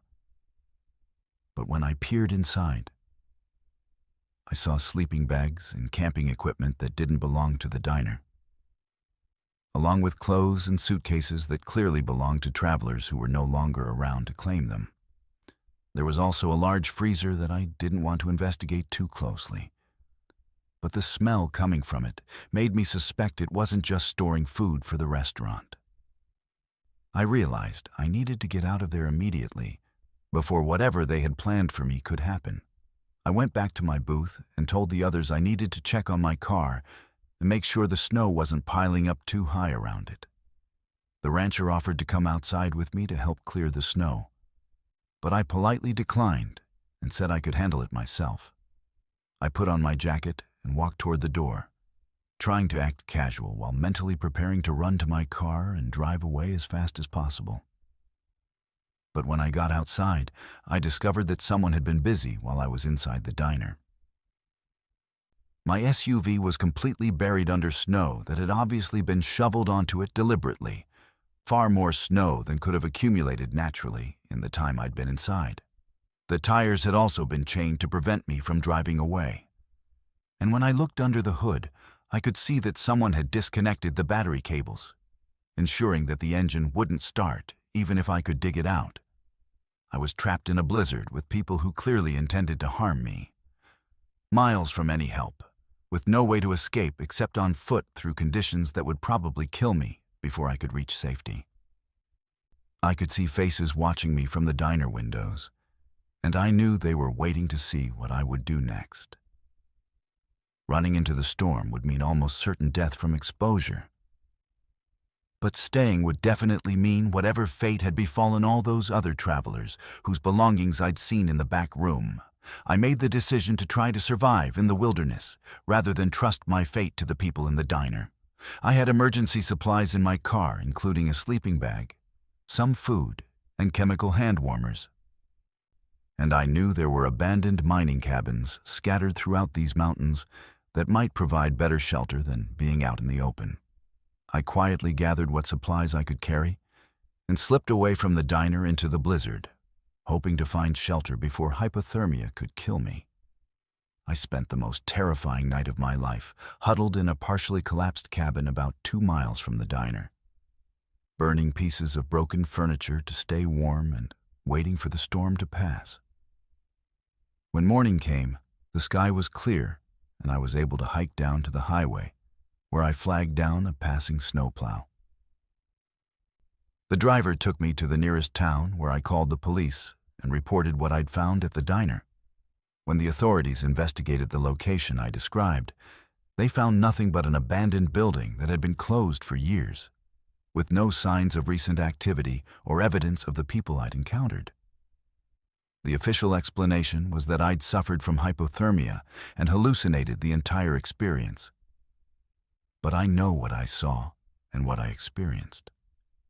I still drive through the mountains for business, but I'm much more careful about where I stop, and I never travel alone during winter storms. Some places in these mountains are dangerous in ways that have nothing to do with weather or wildlife. And sometimes the most deadly predators are the ones that walk on 2 legs and know how to use isolation and harsh conditions to their advantage. My name is Eric, and I'm 31 years old. Work construction for a company that builds commercial buildings around Nevada and Eastern California. I've been doing this kind of work for about 10 years now, ever since I got out of the Army. And I'm used to being in rough situations and handling myself when things go wrong. Construction sites can be dangerous places with all kinds of hazards, and military training taught me to stay calm under pressure and think my way through problems methodically.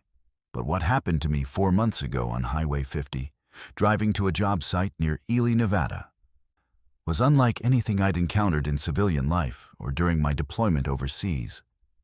And it still makes me question my judgment about trusting strangers who offer help. I'd gotten a call on Friday afternoon from my foreman saying there was an emergency at one of our projects, some kind of structural problem that needed immediate attention over the weekend, and that I needed to drive out there Saturday morning to assess the situation and figure out what materials we'd need to fix it. Highway 50 is one of those lonely stretches of road that cuts through the middle of Nevada, mostly desert and small towns separated by miles of empty landscape. but I'd driven it before for work and knew what to expect. I loaded my truck with basic tools and headed out around 7 in the evening, planning to drive through the night and arrive at the job site early Saturday morning. The first few hours went fine. Just the usual desert scenery and light traffic, mostly long-haul truckers and a few other travelers heading east or west across the state. I had my radio playing country music and a thermos of coffee to keep me alert, and I was making good time despite having to maintain reasonable speeds on the winding sections through the mountains. My truck was running well. A 5-year-old Ford that I'd bought used but had been completely reliable for both work and personal use. So I wasn't expecting any mechanical problems during the trip. But around 11:30 at night, somewhere between Fallon and Austin in one of the most remote sections of the highway, my engine started making a grinding noise that I recognized as a bearing problem, something serious that would require immediate attention to prevent complete engine failure. The noise got worse quickly, and within a few minutes, the truck was losing power and overheating, forcing me to pull over on the shoulder before the engine seized completely. I was in the middle of nowhere, no cell phone signal, no lights visible in any direction, just desert stretching to the horizon under a sky full of stars. I got out and popped the hood, and even though I'm not a professional mechanic, I know enough about engines to recognize that this wasn't something I could fix on the side of the road with basic tools. The bearing noise was coming from deep inside the engine block, and there was coolant leaking from somewhere that I couldn't identify in the darkness. I was looking at either a very expensive tow to the nearest town or a complete engine replacement, neither of which was going to get me to the job site on time to deal with the emergency situation that had prompted this trip. I was standing there trying to figure out my options when I saw headlights approaching from the east, the first vehicle I'd seen in over an hour. As it got closer, I could see it was a pickup truck with some kind of equipment in the back, and it slowed down as it passed my disabled truck, then pulled over about 50 feet ahead of me. A man got out and walked back toward me, asking if I needed help with my vehicle.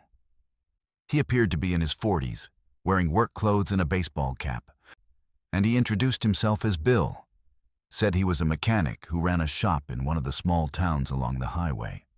Bill seemed knowledgeable about automotive problems, and after looking under my hood with a flashlight, he confirmed my diagnosis that the engine had thrown a bearing and would need major repairs to run again. He said his shop was about 20 miles ahead, and that he had the tools and parts to rebuild the engine if I was willing to pay for the work, which would probably take most of the weekend but would get me back on the road by Sunday or Monday. The alternative was calling for a tow truck, which might not arrive until the next day and would cost several $100s just to get the truck to a shop that might not have the right parts or expertise. Bill offered to tow my truck to his shop with the equipment he had in his pickup. And since I didn't have many other options and he seemed like a legitimate mechanic who understood the problem, I agreed to let him help me. He hooked up my truck to his tow rig, and I rode with him toward his shop, which he said was in a small town called Cedar Springs that I'd never heard of, but that he claimed was just off the highway.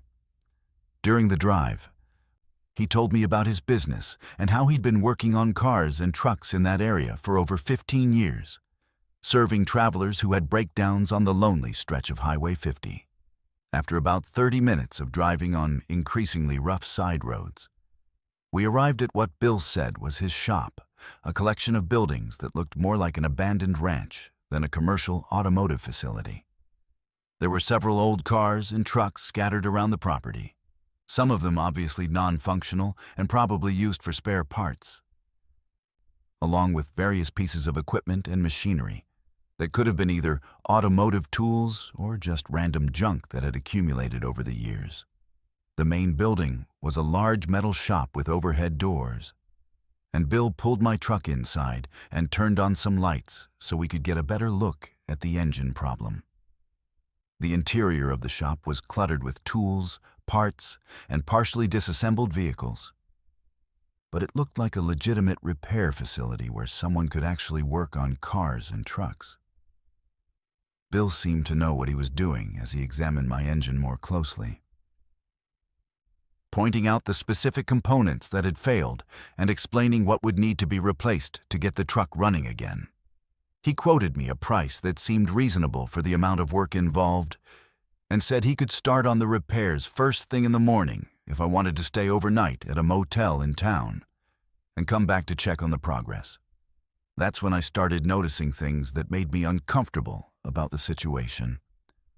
There was no town visible anywhere near the shop, just desert and hills in every direction, which contradicted Bill's earlier statements about Cedar Springs being a real community with businesses and services.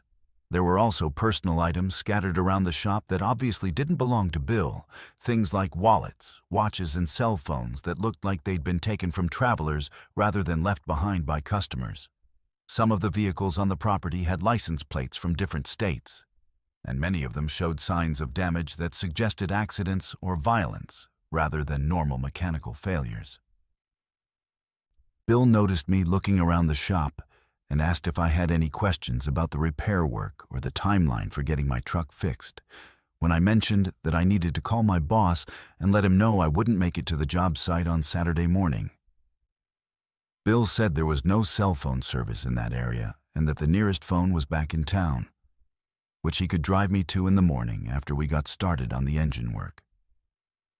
He suggested I sleep in the office area of the shop rather than trying to find accommodations elsewhere, since there weren't many options for travelers in such a remote location. The office turned out to be a small room behind the main shop area, with a couch, a desk, and some filing cabinets that looked like they hadn't been used for business purposes in years. There were more personal items here that obviously belonged to other people, including driver's licenses and credit cards from travelers with addresses all over the western United States. There were also photographs and documents that suggested Bill had been targeting stranded motorists for much longer than he'd claimed, and that many of those people had never made it back to their destinations or contacted their families again. I realized I was in serious danger and needed to get out of there immediately. But I was miles from the highway with no transportation and no way to call for help. Bill was still in the main shop area, supposedly preparing to work on my truck. But I suspected he was actually planning something much worse than expensive repairs. I started looking for weapons or tools I could use to defend myself and for ways to escape from the building without being seen or heard by Bill. That's when I discovered the most disturbing evidence of what had been happening to other travelers who'd accepted Bill's help. In a storage room behind the office, I found personal belongings that had obviously been taken from victims, including suitcases full of clothes, jewelry, and family photographs. There were also documents like wills and insurance policies that suggested some of the victims had been wealthy or had valuable assets that Bill might have been trying to access. Most disturbing of all, there was a large chest freezer that I didn't want to investigate too closely. But the smell and the electrical cord running to it suggested it contained evidence of Bill's most serious crimes. I knew I had to escape before Bill finished whatever preparations he was making in the main shop area. I found a back door that led outside, and I slipped out into the desert, hoping to make it back to Highway 50 on foot and flag down a passing vehicle for help. The terrain was rough and unfamiliar, but I used my military training to navigate by the stars and move quietly across the landscape without attracting attention from Bill or anyone else who might be associated with his operation. It took me almost 4 hours to hike back to the highway, and by the time I reached the road, the sun was starting to rise and there was light traffic of early morning travelers. I flagged down a long-haul trucker who gave me a ride to the nearest town and helped me contact the police about what I'd discovered at Bill's shop. When the authorities investigated the location, they found evidence of multiple homicides and a criminal operation that had been targeting stranded motorists for several years. Bill was arrested and eventually convicted of several murders, though the exact number of victims was never determined because some of the evidence had been destroyed or disposed of in ways that made identification impossible. My truck was recovered from his shop, but I never had it repaired because I couldn't bring myself to drive a vehicle that had been part of such a horrible situation. I bought a new truck and continued working construction. But I'm much more careful about accepting help from strangers when I'm traveling in remote areas. And I always make sure someone knows my travel plans and expected arrival times. The desert highways of Nevada are beautiful and peaceful during the day, but they can hide dangers that most travelers never imagine. And sometimes the people who offer help are the ones you should fear the most.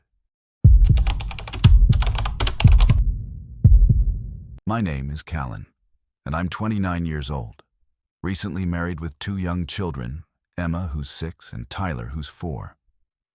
I work as an accountant for a mid-sized firm in Kansas City, and my wife Sarah teaches elementary school. So we don't get many opportunities for extended vacations during the school year. Last summer, we planned our first real family road trip, driving from Kansas City to visit my parents in Arkansas for my father's 70th birthday celebration. It was supposed to be a simple 2-day drive with an overnight stop somewhere in Missouri. Just a relaxing journey through familiar territory, with plenty of time to let the kids stretch their legs and see some interesting sights along the way. Sarah had been looking forward to this trip for months, planning activities to keep the children entertained during the drive, and researching family-friendly restaurants and attractions we could visit during our stops. We'd never taken the kids on a road trip longer than a few hours before, so we were excited to create some good memories and maybe start a tradition of annual family driving vacations to different destinations. I'm usually pretty careful about planning and preparation, especially when it involves my family's safety, so I had the car serviced before the trip, planned our route carefully, and packed emergency supplies in case we encountered any problems along the way. We left Kansas City on a Saturday morning around 9 o'clock, with the kids excited about the adventure and Sarah navigating with printed maps and directions she'd gotten from the internet. The first few hours went perfectly, with the children entertaining themselves with coloring books and travel games, while Sarah and I took turns driving and pointing out interesting landmarks and scenery. We stopped for lunch at a family restaurant that had a playground attached, giving Emma and Tyler a chance to burn off some energy while we ate and planned the rest of our route for the day. After lunch, we continued south through Missouri, following state highways that would take us through some small towns and scenic countryside rather than staying on the busy interstates. Sarah thought it would be more interesting for the kids to see rural America and maybe stop at some roadside attractions or local festivals if we found any along the way. The weather was perfect for driving, clear skies and temperatures in the low 80s, and we were making good time toward our planned overnight stop in a town called Greenwood that was supposed to be about halfway between Kansas City and my parents' house in Arkansas. But around 3 o'clock in the afternoon, we took what we thought was the correct exit toward Greenwood and found ourselves driving through countryside that didn't match our maps or our expectations. The roads became narrower and more winding, taking us through heavily forested areas with no signs of the agricultural land and small communities we'd been expecting to see. Sarah checked and rechecked our directions, but the road signs we were seeing didn't match the route we'd planned, and we started to worry that we'd made a wrong turn somewhere and gotten lost. After about 30 minutes of driving on increasingly remote roads, we came to a small town that wasn't marked on any of our maps, but had a welcome sign identifying it as Millfield, population 847. The town looked like something from a much earlier era, with old-fashioned storefronts and houses that seemed to have been preserved exactly as they were built decades ago. There were people walking around the main street and children playing in yards, but something about the scene felt artificial or staged, like we were looking at a museum exhibit or movie set rather than a real community where people actually lived and worked. We decided to stop and ask for directions at what appeared to be the town's only gas station, a small building with old-style pumps that looked like they belonged in a 1950s photograph. The attendant was a friendly older man who seemed genuinely pleased to see visitors, especially a family with young children, and he gave us detailed directions to get back on track toward Greenwood. But when Emma asked if she could use the restroom, the attendant said the facilities were in the back of the building, and he offered to show her the way while Sarah and I finished getting directions and buying some snacks for the road. That's when things started to feel wrong in ways I couldn't immediately identify. The attendant was taking longer than seemed necessary to help Emma find the restroom, and when I walked to the back of the building to check on them, I found him offering her candy from a jar behind the counter and asking her questions about our family and our travel plans that seemed inappropriately personal for a stranger. When I told Emma it was time to go and thanked the attendant for his help, he seemed disappointed and said it was rare for families with children to visit Millfield, and that he hoped we'd consider staying longer or maybe even coming back for their annual summer festival. Back in the car, following the attendant's directions toward what he claimed was the route back to Greenwood, we found ourselves driving deeper into rural areas that seemed even more isolated than before. The roads were getting narrower and the forest was getting thicker. With no signs of the agricultural land or communities we should have been seeing if we were heading in the right direction, Sarah was getting anxious about our progress and worried that we'd be driving in the dark before we found our hotel, while the kids were starting to get restless and asking when we'd arrive at their grandparents' house.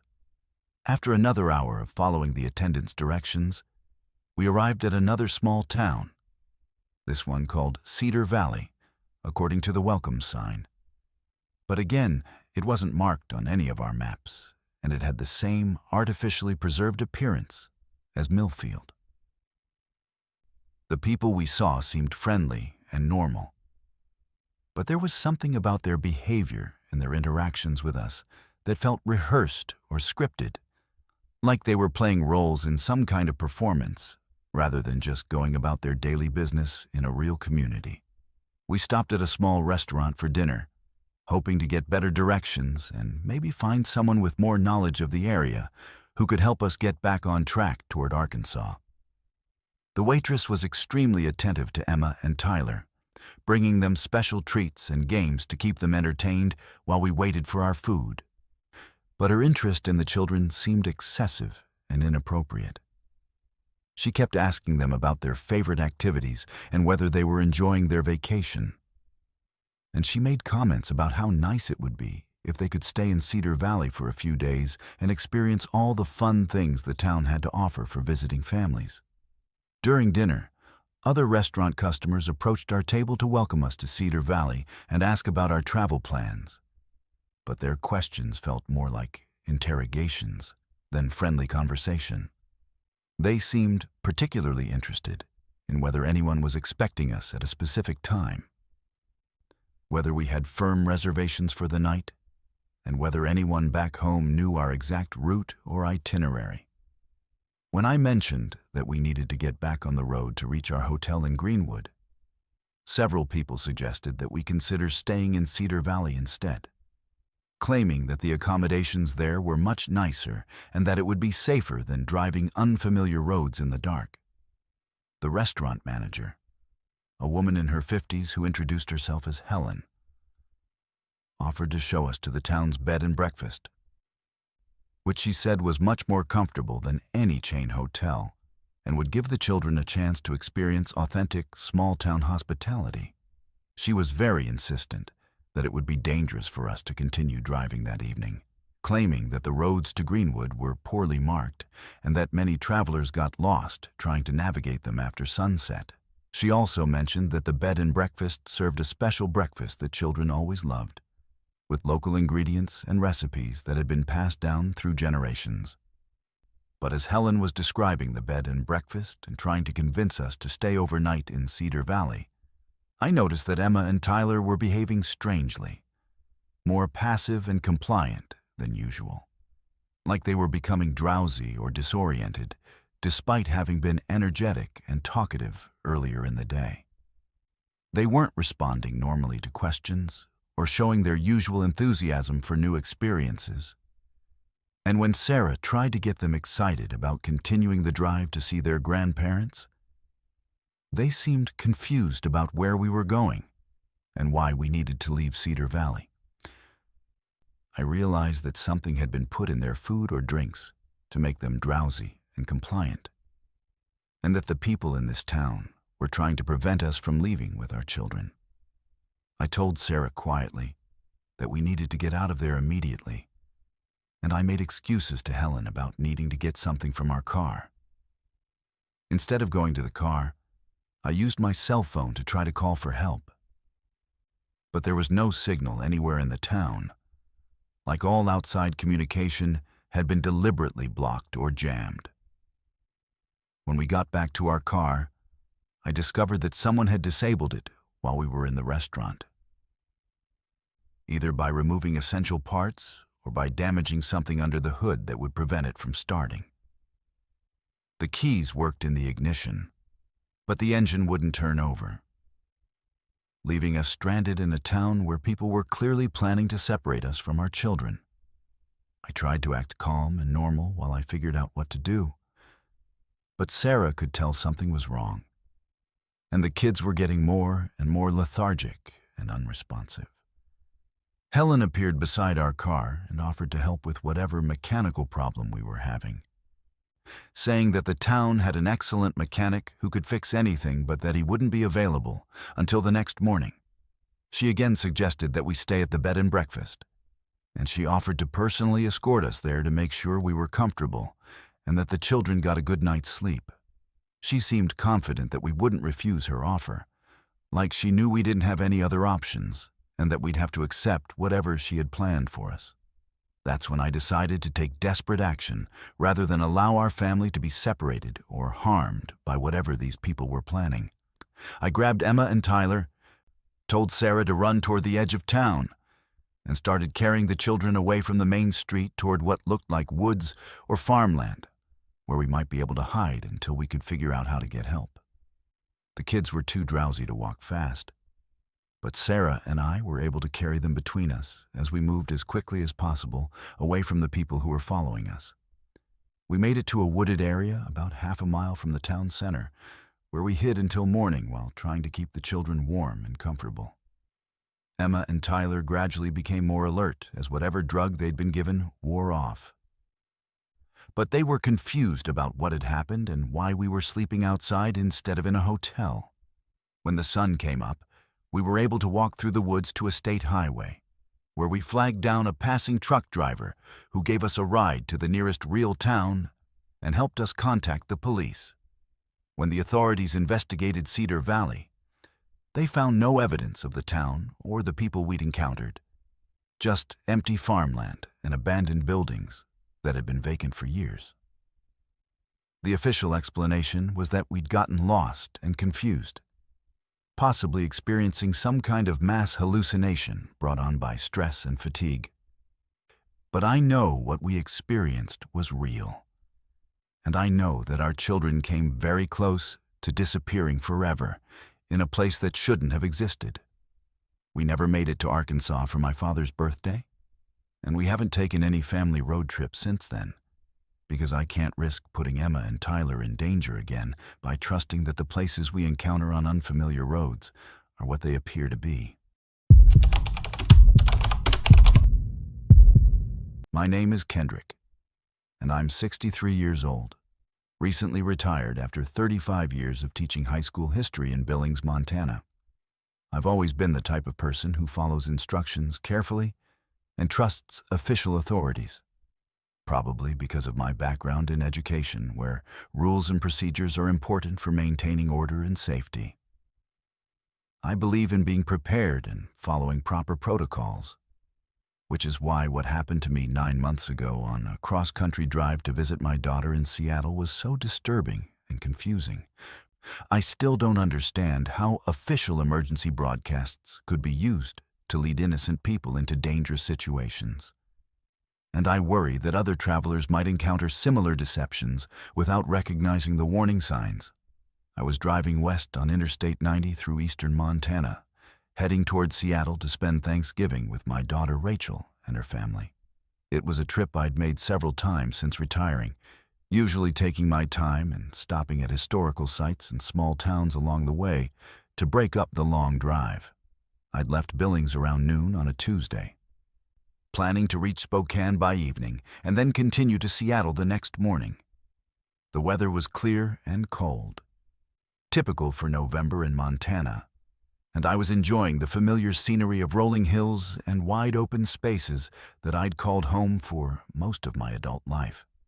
Around 4 o'clock in the afternoon, I was listening to a classical music station on the radio when the programming was interrupted by what sounded like an official emergency broadcast. The automated voice announced that there was a severe weather emergency in the area, with dangerous ice storms moving through the region that were creating hazardous driving conditions on all major highways. The broadcast advised all travelers to seek immediate shelter and avoid driving until the storm system passed, which was expected to take several hours. I looked around at the clear skies and dry pavement, confused because there were no signs of any weather problems in my immediate area. But I've lived in Montana long enough to know that weather can change rapidly, especially in the mountains, and that conditions can be very different just a few miles away. I also knew that the emergency broadcast system was only used for serious situations that posed genuine threats to public safety. So I took the warning seriously and started looking for a place to stop and wait out the reported storm. The broadcast continued with specific instructions for travelers in my area, directing us to take the next exit and follow the signs to a designated emergency shelter that had been set up to accommodate stranded motorists. The voice provided detailed directions, including road numbers and landmark descriptions that seemed legitimate and well-informed about local geography. It emphasized that this was a mandatory evacuation of the highway system and that continuing to drive would put both myself and emergency responders at risk. I followed the instructions and took the next exit, which led to a smaller state highway that wound through hills and forests away from the main interstate. The road was well maintained and properly marked, and I could see other vehicles ahead of me that were apparently following the same emergency directions. I felt reassured that I wasn't the only traveler responding to the broadcast, and that the authorities were handling the situation in an organized and professional manner. After about 20 minutes of driving on increasingly remote roads, I began to question whether I was going in the right direction. The landscape was becoming more rugged and isolated, with fewer signs of civilization and no visible emergency services or shelter facilities. I was also starting to notice that the other vehicles I'd been following had gradually disappeared, leaving me alone on a narrow road that seemed to be leading deeper into wilderness rather than toward any kind of emergency shelter. I tried to turn around and head back toward the interstate, but the road had become too narrow for a safe U-turn, and there were no suitable places to pull off and reverse direction. I was committed to continuing forward until I could find a wider section of road or a connecting route that would take me back to the main highway. I was getting increasingly concerned about how far I'd traveled from I-90 and how long it would take me to get back on track toward Seattle. That's when I saw the buildings ahead, a cluster of structures that looked like they might be the emergency shelter mentioned in the broadcast.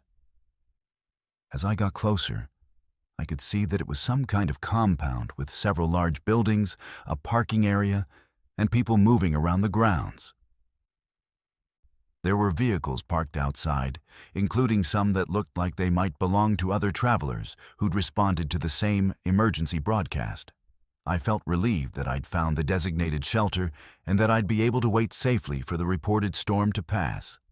But as I pulled into the parking area, I started noticing things that didn't seem right for an official emergency shelter. The buildings looked more like residential structures than public facilities, and the people I could see weren't wearing any kind of official uniforms or identification that would identify them as emergency personnel.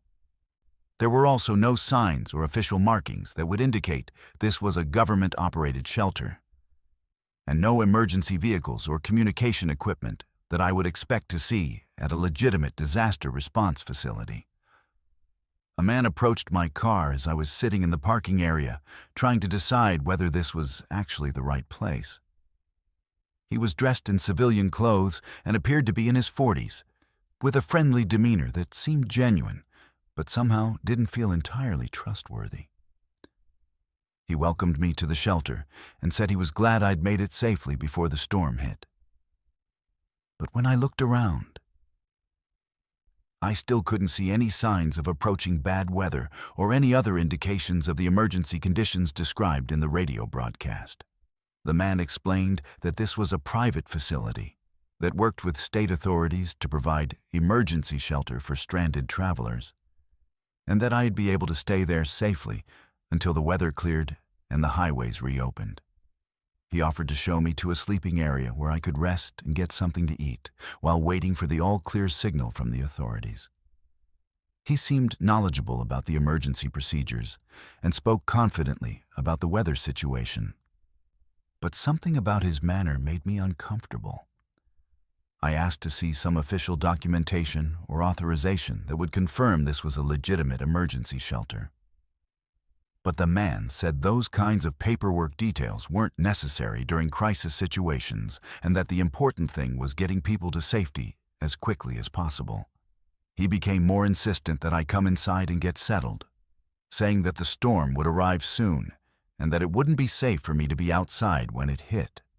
That's when I started to suspect that something was seriously wrong with the situation. I'd been teaching for over 3 decades, and I'd developed pretty good instincts about when people were being deceptive or trying to manipulate me. This man's behavior and explanations weren't matching up with what I knew about official emergency procedures, and the facility didn't look or feel like any legitimate government shelter I'd ever heard of. I told the man I needed to get something from my car and that I'd be right back. But instead of going inside the building, I got in my car and started driving away from the compound as quickly as possible. In my rearview mirror, I could see several people coming out of the buildings and watching me leave. But no one tried to follow me or stop me from going.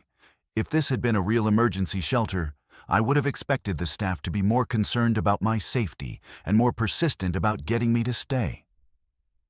I drove back toward the interstate on the same route I'd taken to reach the compound. But now I was paying more attention to the details of the landscape and the road conditions. I didn't see any signs of approaching severe weather. No ice formation on the pavement, no wind or precipitation that would indicate the dangerous storm conditions described in the radio broadcast. The sky was still clear, and the temperature was holding steady in the low 30s, cold but not dangerous for driving. When I finally made it back to I-90, I turned on the radio to check for updated weather information and emergency broadcasts. But now the stations were playing normal programming, with no mention of severe weather warnings or highway closures in the area. I tried multiple stations and even checked the official emergency broadcast frequency, but there were no alerts or advisories about dangerous driving conditions anywhere in the region.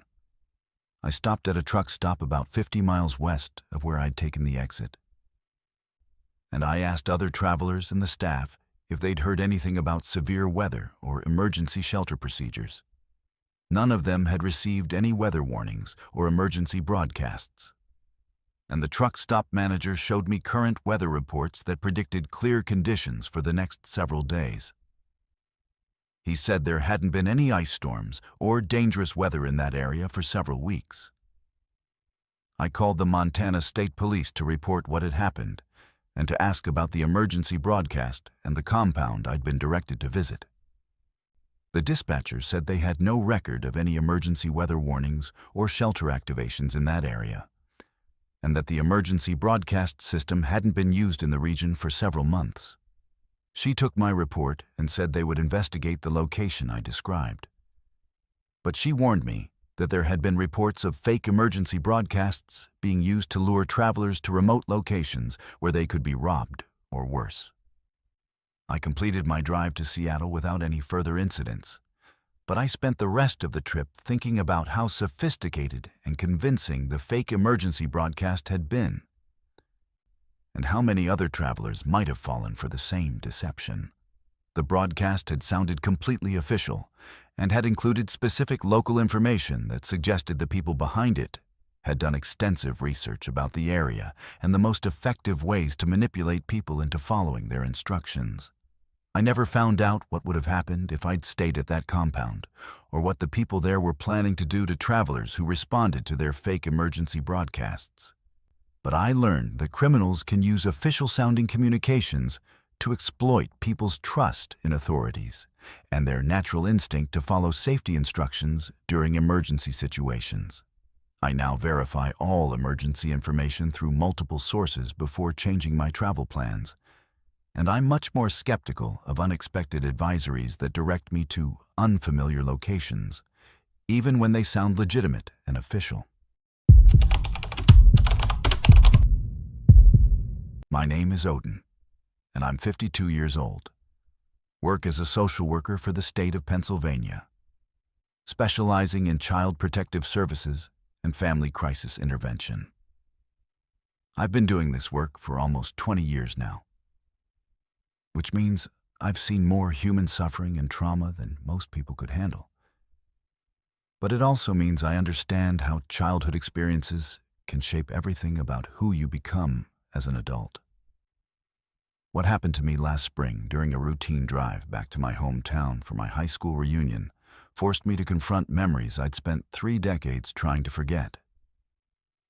And it made me realize that sometimes the places we try to run from have a way of pulling us back when we least expect it. I grew up in a small town called Millerville in rural Pennsylvania. One of those places where everyone knows everyone else's business and nothing much changes from generation to generation. My childhood there wasn't particularly happy, for reasons I prefer not to discuss in detail. But it involved some very disturbing experiences with people I should have been able to trust. Experiences that led me to leave town the day I graduated from high school and never return for any significant period of time. I'd built a good life for myself in Pittsburgh, earned my degree in social work, and dedicated my career to helping other people escape from harmful situations. But I'd never dealt with my own past trauma in any meaningful way. When the invitation came for my 30th high school reunion, I initially threw it away because I had no interest in returning to Millerville or reconnecting with people from a period of my life that I'd worked hard to forget. But a few weeks later, I found myself thinking about it more and more, wondering if maybe it was time to face some old demons and prove to myself that I'd moved beyond the frightened teenager who'd fled from that town so many years ago. My therapist had been encouraging me to address some of the unresolved issues from my childhood, and I thought maybe attending the reunion would be a way to show myself that I was stronger now and couldn't be hurt by people or places that had traumatized me when I was young and vulnerable. I decided to make the drive on a Saturday morning in May, planning to attend the reunion that evening and then drive back to Pittsburgh on Sunday, spending as little time as possible in my hometown while still accomplishing what I hoped would be some kind of psychological closure. The drive from Pittsburgh to Millerville normally takes about 2.5 hours on familiar roads that I'd traveled many times over the years for work-related trips to other parts of the state, so I wasn't expecting any problems or complications during the journey. I left my apartment around 10 in the morning, feeling nervous, but determined to follow through with my plan to attend the reunion and confront whatever feelings might come up when I saw my hometown again after so many years. The weather was beautiful, sunny and warm, with the kind of spring day that makes you appreciate living in Pennsylvania when the winters finally end and everything starts growing again. I had my GPS set for the American Legion Hall where the reunion was being held, and I was listening to a podcast about trauma recovery that seemed appropriate for the psychological journey I was undertaking, along with the physical one. For the first hour and a half, everything proceeded normally. Just the familiar scenery of Pennsylvania countryside and small towns that I'd been seeing my entire life. But as I got closer to Millerville, I started noticing that the GPS was directing me to take routes I didn't recognize. back roads and secondary highways that didn't match the way I remembered getting to my hometown from Pittsburgh. I thought maybe construction or road improvements had changed the optimal route since my last visit several years earlier. So I followed the GPS instructions, even though the landscape was starting to look unfamiliar. The roads became increasingly narrow and winding, taking me through areas of dense forest and isolated farmland that seemed more remote and undeveloped than I remembered from my childhood exploration of the region. I was seeing fewer and fewer signs of modern life. No cell phone towers or recently built houses, no chain restaurants or gas stations that would indicate I was approaching a town of any significant size. The GPS kept insisting I was on the correct route, but my estimated arrival time kept changing, sometimes showing that I was still hours away from my destination despite having been driving in the right direction for over 2 hours. That's when I saw the house, and everything about the day took on a completely different meaning. It was sitting by itself at the end of a long dirt driveway, partially hidden behind overgrown trees and bushes. But I recognized it immediately, despite not having seen it for over 30 years. It was the house where some of the worst things from my childhood had happened, the place I'd spent years in therapy trying to forget, the location of experiences that had shaped my entire adult life and career choice, even though I'd never consciously acknowledged the connection. According to everything I knew about geography and local development, that house should have been torn down decades ago to make way for a shopping center that I'd heard was built on that site in the early 1990s. I'd specifically avoided driving past that area during my few previous visits to Millerville, because I didn't want to see the commercial development that had replaced the source of so many childhood nightmares. But there it was, exactly as I remembered it from when I was 12 years old. With the same peeling paint and crooked front porch and broken fence that had surrounded the property when I was too young to understand what was happening to me inside those walls. I pulled over and sat in my car, staring at the house and trying to understand how it could still exist when I was certain it had been demolished decades ago. My hands were shaking and my heart was pounding in a way that reminded me of panic attacks I'd experienced in my 20s when I was first dealing with the trauma memories in therapy. I thought about just driving away and forgetting about the reunion. But something compelled me to get out of the car and walk closer to the house, like I needed to prove to myself that it was real and not just some kind of hallucination brought on by stress and anxiety about returning to my hometown. As I walked up the driveway, I could see that the house was in exactly the same condition it had been 30 years ago, with the same broken windows and damaged roof and accumulated debris that had been there during my childhood. But there were also signs of recent activity. Fresh tire tracks in the dirt driveway and movement behind the curtained windows that suggested someone was currently living there. I heard voices coming from inside the house, adult voices having a conversation that I couldn't make out clearly, but that sounded familiar in a way that made my skin crawl. That's when I realized that the GPS hadn't malfunctioned or taken me on a detour to my reunion destination. It had deliberately brought me to this specific location, to this house that should have been gone, to face the people and experiences that I'd been running from for 30 years. The voices inside were getting louder, and I could hear footsteps approaching the front door, like whoever was inside had noticed my presence and was coming out to investigate or to invite me inside for a reunion of a very different kind. I ran back to my car as fast as I could and drove away from that property, my hands shaking so badly I could barely steer, and my vision blurred by tears that I didn't realize I was crying.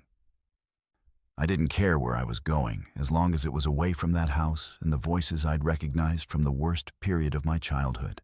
I drove for what felt like hours on roads that seemed to twist and wind through landscape that became increasingly surreal and dreamlike. Like I was moving through a geography that existed more in my memory than in physical reality. Eventually, I found myself on a familiar highway that led back toward Pittsburgh. And when I checked the time, I realized that somehow an entire day had passed, even though it felt like I'd only been driving for a couple of hours. It was already evening, and I'd missed the reunion completely. But I was more concerned about understanding what had happened and whether the house I'd seen was real or some kind of psychological manifestation of unresolved trauma that had been triggered by my decision to return to my hometown. I never made it to Millerville that day, and I never attended my high school reunion or any other event that would have required me to return to that area. When I got home to Pittsburgh, I spent hours researching online records and property databases to find out what had actually been built on the site where I remembered that house being located.